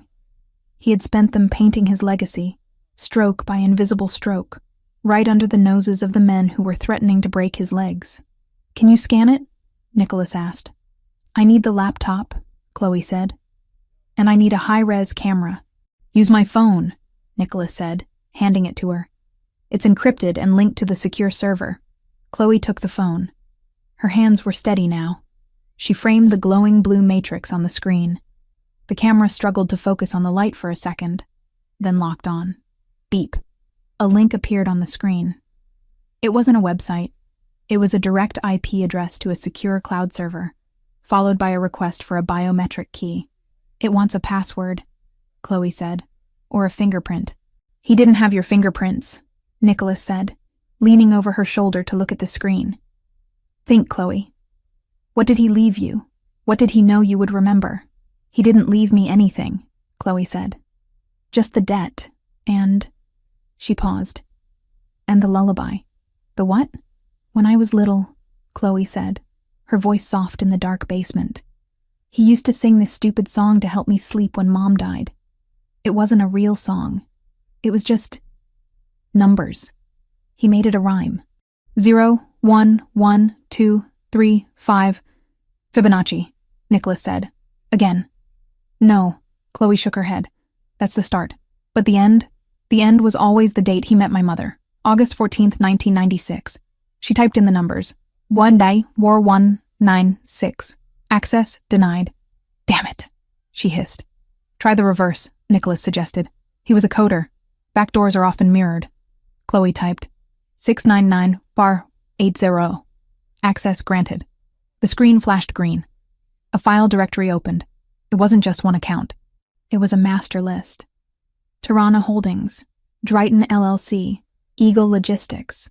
Hundreds of files. And next to each file, a routing number and a private encryption key.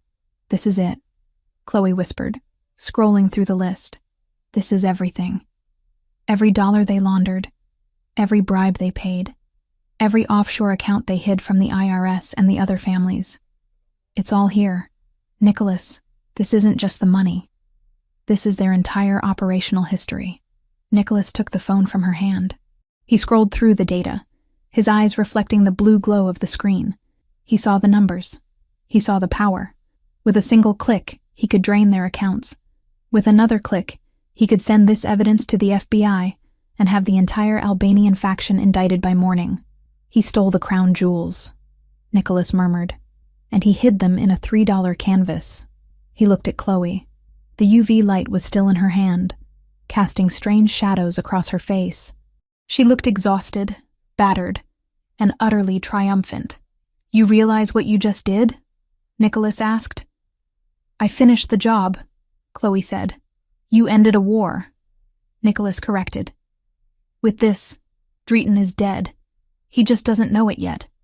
I can bankrupt him before he wakes up. I can destroy his reputation, his leverage, his ability to pay his soldiers. By tomorrow noon, his own men will turn on him when their checks bounce." He turned off the phone screen. The darkness of the room returned, save for the eerie glow of the UV flashlight Chloe was holding. "You're free," Nicholas said. "Truly free. The debt is irrelevant now. The value of this data covers your 150,000 1,000 times over. You can take your cut, go to Paris, buy a villa, and never look back."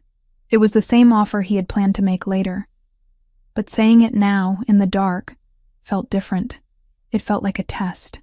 Chloe clicked the flashlight off. Pitch blackness swallowed them. "I don't want Paris." Her voice came from the dark, closer than he expected. Nicholas didn't move. "What do you want?" "I want to see you destroy them," Chloe said. "I want to be there when you hit enter. I want to watch the balance hit 0. Nicholas reached out in the darkness. His hand found her waist. The silk was torn, exposing the skin of her side. It was warm, soft, and alive. "You have a vengeful streak, Chloe Evans," he murmured.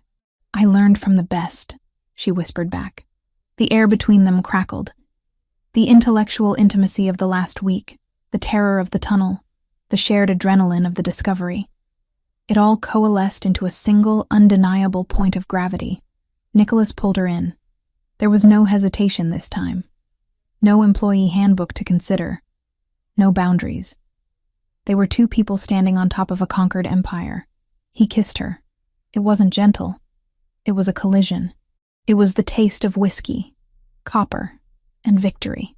Nicholas's hand tangled in her hair, pulling her head back to deepen the kiss. devouring the sound she made in her throat.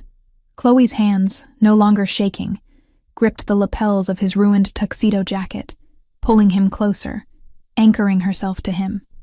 He lifted her, effortlessly, sitting her on the edge of a metal shelf. Her legs wrapped around his waist, the torn dress riding up. The cool metal pressed against her skin, contrasting with the searing heat of his body. "Nicholas," she gasped against his mouth. "I told you," he growled, trailing kisses down the column of her throat, finding the pulse that beat frantically there. "I don't let people touch what's mine. I'm not a possession," she breathed, her fingers digging into his shoulders. He stopped. He looked up at her in the shadows, his eyes adjusting enough to see the fire in hers. "No," he agreed, his voice rough. "Possessions are replaceable. You aren't." He kissed her again, slower this time, with a possessive, deliberate intensity that made her knees weak. It was a promise. It was a claim. "Upstairs," he commanded, pulling back slightly. "Not here. Not in a basement. The drive." Chloe gestured vaguely to the phone. "It's safe. It's in the cloud now," Nicholas said. He gripped her waist and lifted her down, but he didn't let go. He kept her pressed against him as they walked back to the stairs. "Tonight, the war waits.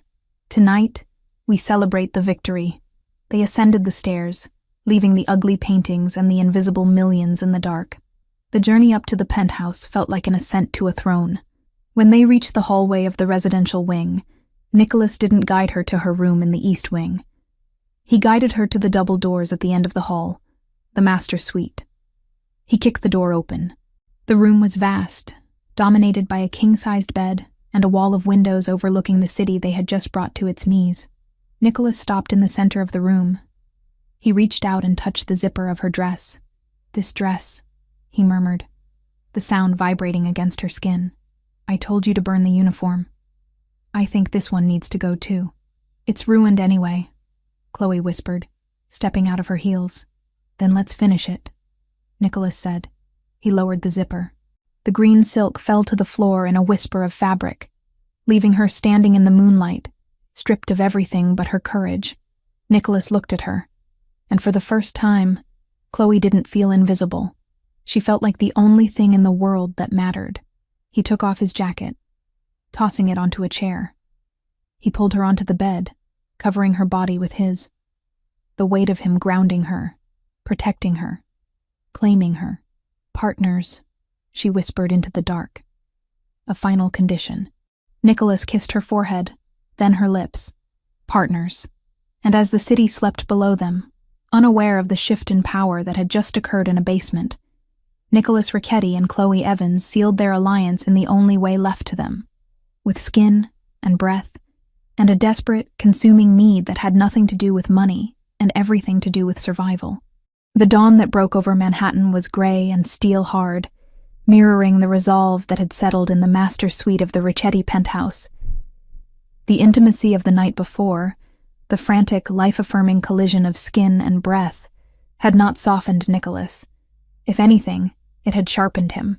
He moved through the room with the precise, predatory energy of a tiger that had finally decided to stop pacing and start hunting. Chloe sat on the edge of the massive bed, wrapped in a black silk sheet. She watched him dress. He wasn't putting on a suit today. He pulled on dark tactical trousers, heavy boots, and a fitted black thermal shirt that emphasized the breadth of his shoulders. He looked less like a CEO and more like the warlord Drayton accused him of being. He walked to the wall safe, the keypad beeping softly under his fingers. He pulled out a sleek, matte black device. It wasn't a gun. He turned and walked to the bed, holding it out to her. "Take it," Nicholas said. Chloe let the sheet slip, reaching out to grasp the object. It was heavy, cold, and hummed with a latent electric threat. A taser. Military grade. "Safety is here," Nicholas said, guiding her thumb to the switch. His voice was low, devoid of the softness he had shown her in the dark hours of the morning. "Flick it down. Aim for the center mass. If he's close, shove it into his neck. Hold the trigger for 5 seconds. Do not let go until he drops. Do you understand?" "I understand," Chloe said, testing the weight of it in her hand. 5 seconds. It will feel like a lifetime, Nicholas warned. But if you hesitate, if you flinch, he will take it from you. I won't flinch. Nicholas studied her. She was bruised, her hair was a mess, and she was holding a weapon. But she didn't look afraid. She looked ready. He nodded, satisfied, and turned back to the safe to retrieve his own equipment. A pair of suppression-ready handguns, and a small silver USB drive. The drive, Chloe noted.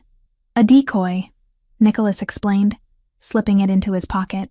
It's loaded with a rootkit virus. If they plug it in, it fries their hardware, but they won't get the chance to plug it in. The goal isn't to give them data.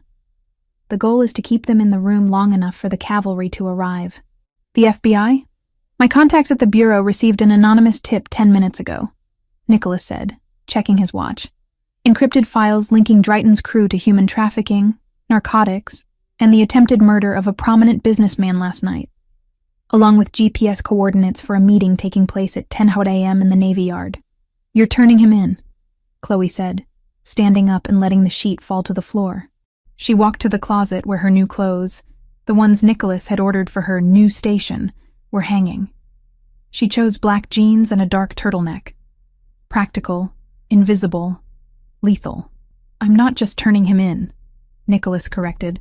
I'm hand-delivering him. Drayton is slippery. If I just send the data, he flees to Albania. He disappears. I need him pinned down. I need him holding the smoking gun when the doors get kicked in. And I'm the bait, Chloe said. She pulled the jeans on, wincing slightly as the fabric brushed against a bruise on her hip from the car crash. Nicholas stopped. He walked over to her, gripping her shoulders. You are not bait. You are a participant. I told you I could do this alone. You insisted on coming. Because he needs to see me, Chloe said, looking up at him. He thinks I'm weak. He thinks I'm a scared little maid hiding behind her daddy's debt. If I'm not there, he gets suspicious. If I'm there, he gets arrogant. And arrogance makes him sloppy. Nicholas stared at her, a fierce pride burning in his chest. You're right. But know this. If things go sideways, if the Bureau is late, if Drayton decides to shoot before he talks, I will put a bullet in him. I don't care about the law. I care about you walking out of that warehouse. I know, Chloe said. She slipped the taser into the waistband of her jeans, covering it with her shirt. Let's go finish this. The drive to the Brooklyn Navy Yard was silent. Ethan drove the backup car, a nondescript sedan this time, not the armored SUV, which was currently being scrapped to hide the evidence of the firefight. Nicholas drove the lead car, a vintage muscle car that roared with American aggression. The Navy Yard was a graveyard of industry, a sprawling complex of rusting cranes, dry docks, and hollowed-out warehouses that smelled of salt water, diesel, and decay. It was neutral ground, theoretically. In practice, it was a place where screams were swallowed by the wind coming off the East River. They pulled up to Warehouse 4B. It was a cavernous brick structure with shattered windows high up near the roofline. A single black van was parked out front. He's here, Nicholas said, killing the engine. He looked at Chloe. Last chance to stay in the car. Not happening, Chloe said. She opened her door before he could argue. The wind off the river was biting, whipping Chloe's hair across her face. She pushed it back, lifting her chin. She walked beside Nicholas, not behind him. They moved in sync, their footsteps echoing on the cracked concrete. The warehouse door rolled open with a screech of rusted metal. Inside, the space was vast and shadowed, illuminated by shafts of dusty light cutting through the gloom. In the center of the open floor, standing by a folding table, was Drayton. He was flanked by 4 men, the remnants of his crew after the tunnel ambush. He wore a bandage on his cheek where glass must have cut him, and his leather jacket creaked as he crossed his arms. He smiled when he saw them. It was a smile of oil and malice.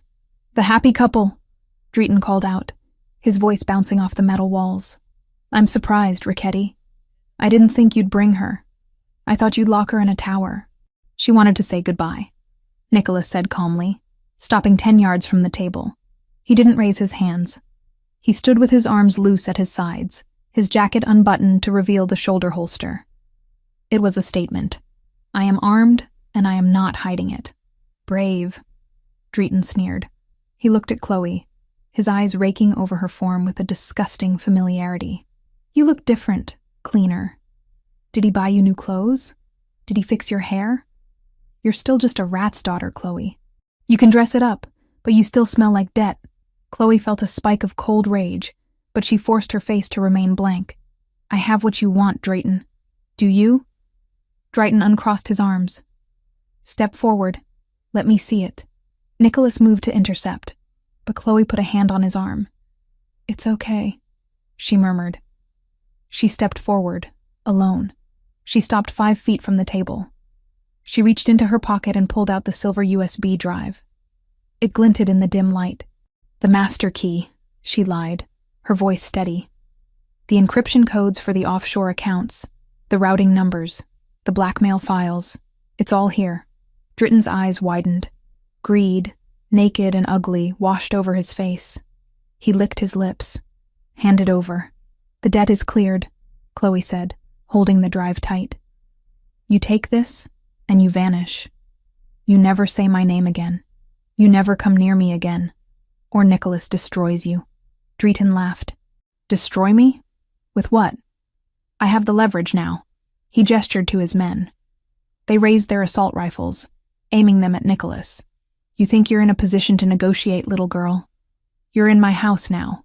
We had a deal, Nicholas said, his voice dropping to a dangerous rumble. The drive for peace. Deals change, Drayton said. He stepped around the table, moving toward Chloe. I take the drive. I kill you, Richetti, because you're a nuisance. And I take the girl. She's proved she's useful. Maybe she can find more lost treasures for me. He was close now. Too close. He was breaking the perimeter. Give it to me, Drayton demanded, reaching out his hand. Chloe looked at the drive, then at Drayton. She saw the confidence in his eyes, the absolute certainty that he had won. Okay, she whispered. She tossed the drive. It wasn't a gentle toss. She threw it high, over his head, toward the back of the warehouse. What the... Drayton's head snapped up, his eyes following the silver arc of the metal. His reflex was to lunge for it, to catch the fortune before it hit the dirty floor. In that split second of distraction, Chloe moved. She didn't run away. She stepped in. She closed the distance between them in a single stride. Her hand went to her waistband. She drew the black device Nicholas had given her. She didn't hesitate. She didn't think about the morality of it. She thought about Mrs. Moretti. She thought about the rain. She thought about the tunnel. She jammed the prongs of the taser into the side of Drayton's neck. Drop, she hissed. She pulled the trigger. The sound was a sharp, electrical crackle, like a whip snapping. Drayton's body went rigid. His eyes rolled back in his head. His mouth opened in a silent scream as 50,000 volts overrode his nervous system. He convulsed, his muscles locking up instantly. Hold it! Nicholas roared from behind her. Chloe held the trigger. 1, 2, 3, 4, 5. Drayton crumbled. He didn't slump. He fell like a cut tree, hitting the concrete face first with a sickening thud. Chaos erupted.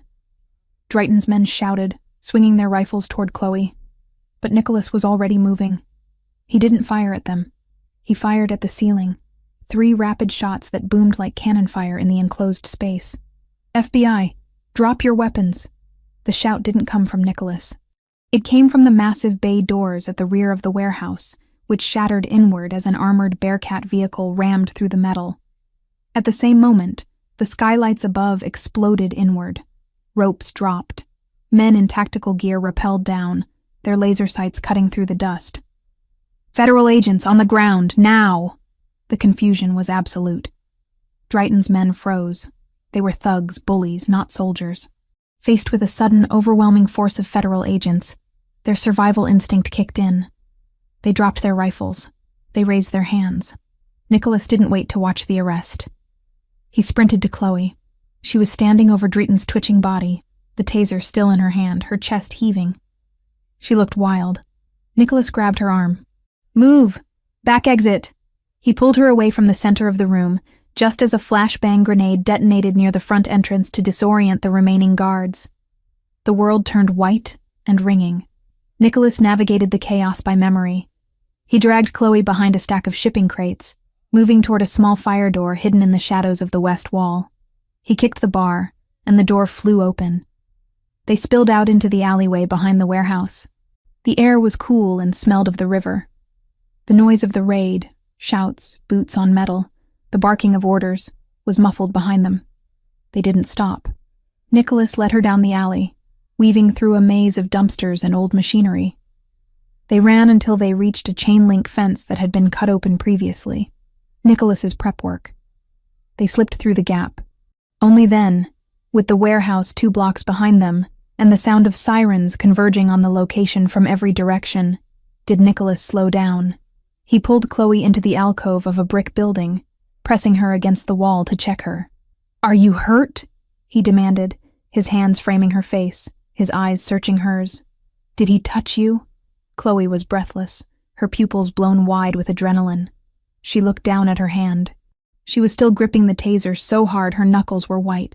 "I got him," she whispered, a fierce grin breaking across her face. "Nicholas, I dropped him." "You did," Nicholas breathed, a laugh escaping him, a sound of pure relief and incredulity. "You baited him, you distracted him, and you took down a cartel boss. He looked so surprised," Chloe said, her voice shaking now, the reality hitting her. "He didn't think I would do it." "He underestimated you," Nicholas said. "Everyone does. That is your superpower." He gently pried the taser from her fingers, safetied it, and shoved it into his pocket. Then he pulled her into him, wrapping his arms around her tightly, burying his face in her hair. He held her as if she were the only solid thing in a spinning world. "The FBI will find the real drive on him," Nicholas murmured against her ear. "I planted the original data, the one you decoded, in his jacket pocket while he was convulsing on the floor. When they search him, they'll find the proof of everything. He's gone, Chloe. He's buried under a mountain of federal charges. He will never see sunlight again." Chloe pulled back slightly to look at him. "You planted it? When?" "I have fast hands," Nicholas smirked. "And you gave me a 5-second window." "Partners," Chloe reminded him. "Partners," he agreed. They stood there for a moment, listening to the distant wail of sirens that signaled the end of Chloe's nightmare. The debt was gone. The threat was caged. The invisible shackles that had bound her to a life of fear had been broken, not by a prince saving a damsel, but by a woman wielding lightning in her hand, and a man who trusted her enough to let her use it. "Where do we go now?" Chloe asked. "Back to the penthouse?" Nicholas looked at her. He saw the grease on her cheek, the fierce light in her eyes, the way she stood tall despite the exhaustion. He realized that the penthouse, the fortress he had built to keep the world out, was no longer enough. She deserved more than a cage, even a gilded one. "Not yet," Nicholas said. "Ethan has the car waiting 3 blocks south. We're going to get breakfast." Chloe blinked. "Breakfast? We just raided a warehouse." "Exactly," Nicholas said, taking her hand. "And I seem to remember you owe me a burger. Or was it lobster?" "Pancakes," Chloe decided, squeezing his hand. "I want pancakes. With strawberries." "Done," Nicholas said. They walked out of the alcove and onto the street. They walked away from the sirens, away from the smoke, and away from the past. They walked like 2 people who owned the city, not because they ruled it with fear, but because they had conquered it together. The sun finally broke through the gray clouds, casting a long golden shadow ahead of them. Chloe Evans, the maid who stole leftovers, was gone. Beside the Mafia boss walked Chloe Evans, the partner, the strategist, the survivor. And as Nicholas opened the car door for her, he knew that the real story wasn't about how he saved her. It was about how she had woken him up. The dust had settled over New York, but the air inside the Ricchetti penthouse felt heavier than it had during the storm. 3 days had passed since the raid on the Navy Yard. 3 days since the FBI had dragged a convulsing Drighton out of a warehouse, effectively dismantling the Albanian threat that had shadowed the city's underbelly for a decade. The news cycles were full of it. A massive federal sweep, a crackdown on organized crime, a victory for the justice system. Inside the penthouse, however, there was no champagne. There was only a quiet, vibrating tension that stretched between the East Wing and the master suite. Nicholas Ricchetti stood in the center of his office. The room was pristine. The chaotic stacks of paper from the 2021 ledger were gone, shredded and digitized. The windows were spotless, offering a view of a city that looked deceptively peaceful under the mid-morning sun.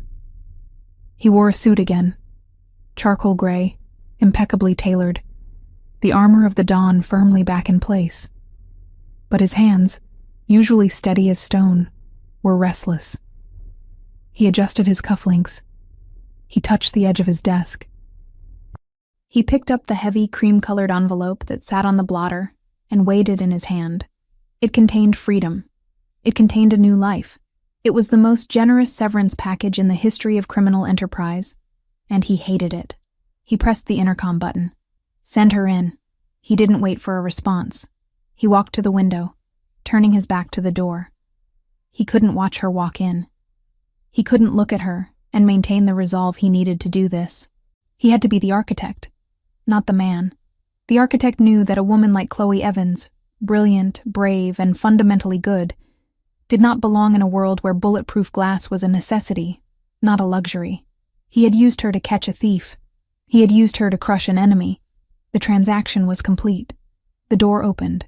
The soft click of the latch was followed by the sound of footsteps. They weren't the hesitant, shuffling steps of the maid who had stolen leftovers. They were the confident, rhythmic strikes of heels on hardwood. "You wanted to see me, Nicholas?" Her voice was clear, lacking the tremor of fear that used to define her presence in this room. Nicholas took a breath, steeling himself, and turned around. Chloe stood near the leather chairs. She was wearing the green silk dress again. Not the ruined one, but a replacement he had ordered, slightly different in cut, but identical in impact. It brought out the fire in her eyes. She looked like she belonged there, standing amidst the mahogany and the power. That was exactly why she had to leave. If she stayed, she would become a target again. If she stayed, he would never let her go. "Sit down, Chloe." She didn't move. She crossed her arms, tilting her head slightly. "I prefer to stand." "You look serious. Is there a new anomaly in the accounts?" "I was reviewing the 2023 projections this morning, and the marketing budget for the legitimate shipping arm seems inflated." "The accounts are fine," Nicholas said. He walked around the desk, holding the envelope. "The accounts are perfect, thanks to you." "Then what is it?" Nicholas extended the envelope toward her. "This is for you." Chloe looked at the packet, then at his face. Her expression shifted from professional curiosity to guarded suspicion. She didn't reach for it. "What is it?" she asked again. "Open it." She hesitated, then stepped forward and took the envelope. She broke the wax seal, the Ricchetti crest, and pulled out the documents inside. Nicholas watched her eyes scan the pages. He saw the moment the realization hit her. Her breath hitched. Her fingers tightened on the thick, expensive paper. It was a deed, a title for a fully furnished apartment in the 7th arrondissement of Paris, overlooking the Seine. Beneath it was a bank draft for $2 million, listed as a consulting bonus. And beneath that, a complete expungement of her debt, notarized and filed. "Paris," she whispered. "It's turnkey," Nicholas said, his voice flat, professional. "The apartment is in your name. The account is untraceable. You can start your design firm there. You speak enough French to get by, and your talent will do the rest. You can leave tonight. The jet is fueled and waiting at Teterboro." Chloe slowly lowered the papers. She didn't look happy. She didn't look relieved. She looked at him with a confusion that was rapidly hardening into anger. "You're firing me," she stated. "I am liberating you," Nicholas corrected. "The threat is gone. Drayton is in federal custody and will likely die in prison. Your father's debt is paid. You are free, Chloe. You don't have to clean floors. You don't have to look for font errors. You don't have to sleep in a house with armed guards at the door." "I see," she said. Her voice was dangerously quiet. "And did you ask me if I wanted to go to Paris?" "It doesn't matter what you want," Nicholas said, gripping the edge of his desk until his knuckles turned white. "It matters what is safe. You saw what happened in the tunnel. You saw the violence. That is my life, Chloe. It wasn't an anomaly. It was a Tuesday. You are a civilian. You have a gift for order, for beauty. You don't belong in the mud with me. So you're making the decision for me, Chloe said.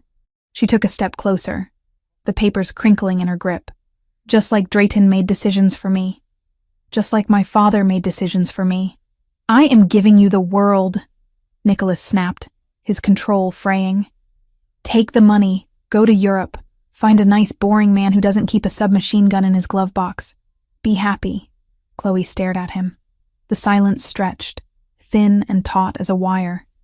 Then she laughed. It wasn't a bitter laugh.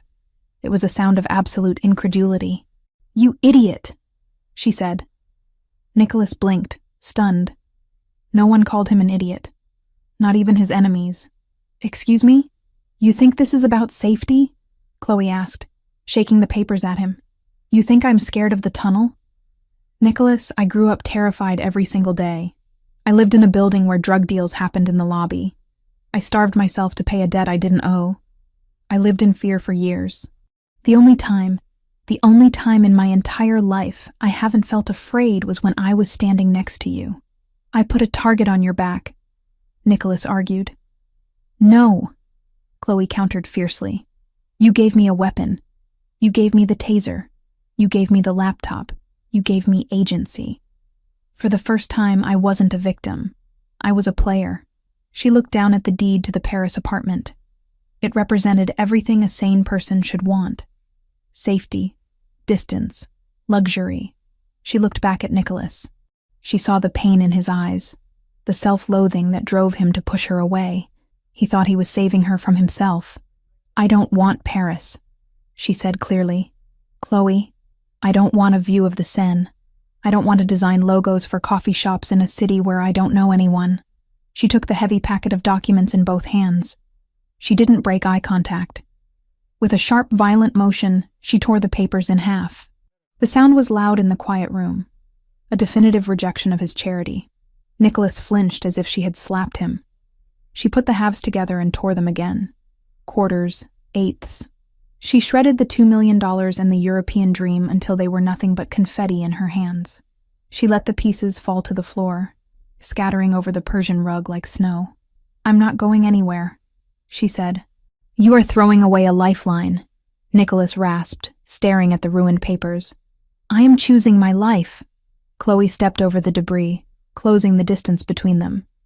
She stopped inches from him, invading his space, forcing him to acknowledge her not as a liability, but as an equal. I spent my whole life cleaning up other people's messes. My father's mess, the Drayton mess, even your mess in the archives. I'm good at it, Nicholas. I see the patterns you miss. You need me. I don't need anyone, Nicholas lied, but his voice lacked conviction. Liar, Chloe whispered. She reached out and placed her hand on his chest, right over his heart. She could feel it hammering against his ribs, betraying his stoic facade. You need someone who knows the code. You need someone who can look at your empire and see where the cracks are before they break.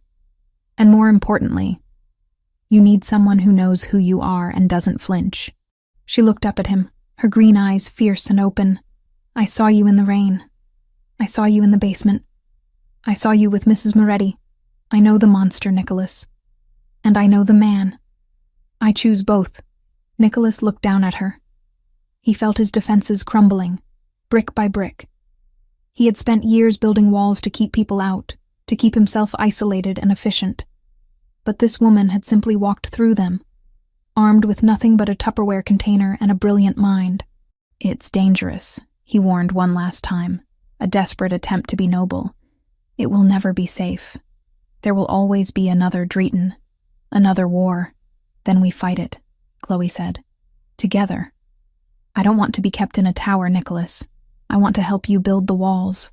She grabbed his lapels, pulling him down toward her. I'm not the maid anymore. I'm not the victim. I'm the partner. Accept it. Nicholas let out a long, shuddering breath. He raised his hands and cupped her face, his thumbs tracing the line of her jaw. He looked at the mess on the floor, the millions of dollars she had destroyed just to stay with him. You are insane, he murmured, admiration coloring his tone. Absolute chaos. I learned from the best, she smiled. Okay, Nicholas whispered. He lowered his forehead to rest against hers. No Paris, no exit strategy. You stay, you work, you fight. And I love, Chloe added softly. I do that too. Nicholas froze for a second, then crushed her mouth to his. It wasn't the desperate kiss of the tunnel, or the hungry kiss of the basement. It was a seal, a vow.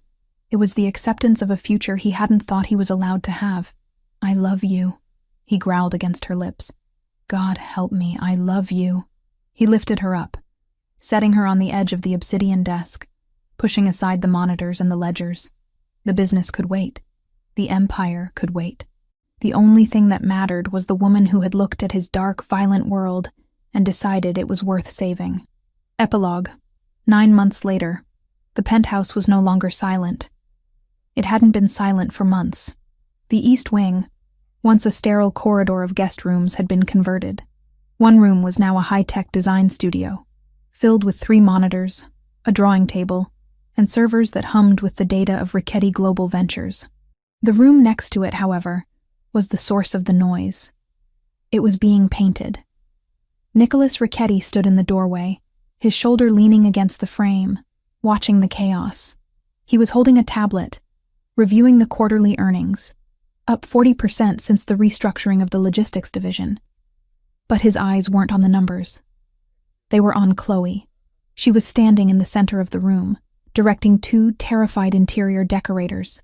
She was wearing loose, comfortable linen pants and one of Nicholas's dress shirts that she had commandeered, the sleeves rolled up to her elbows.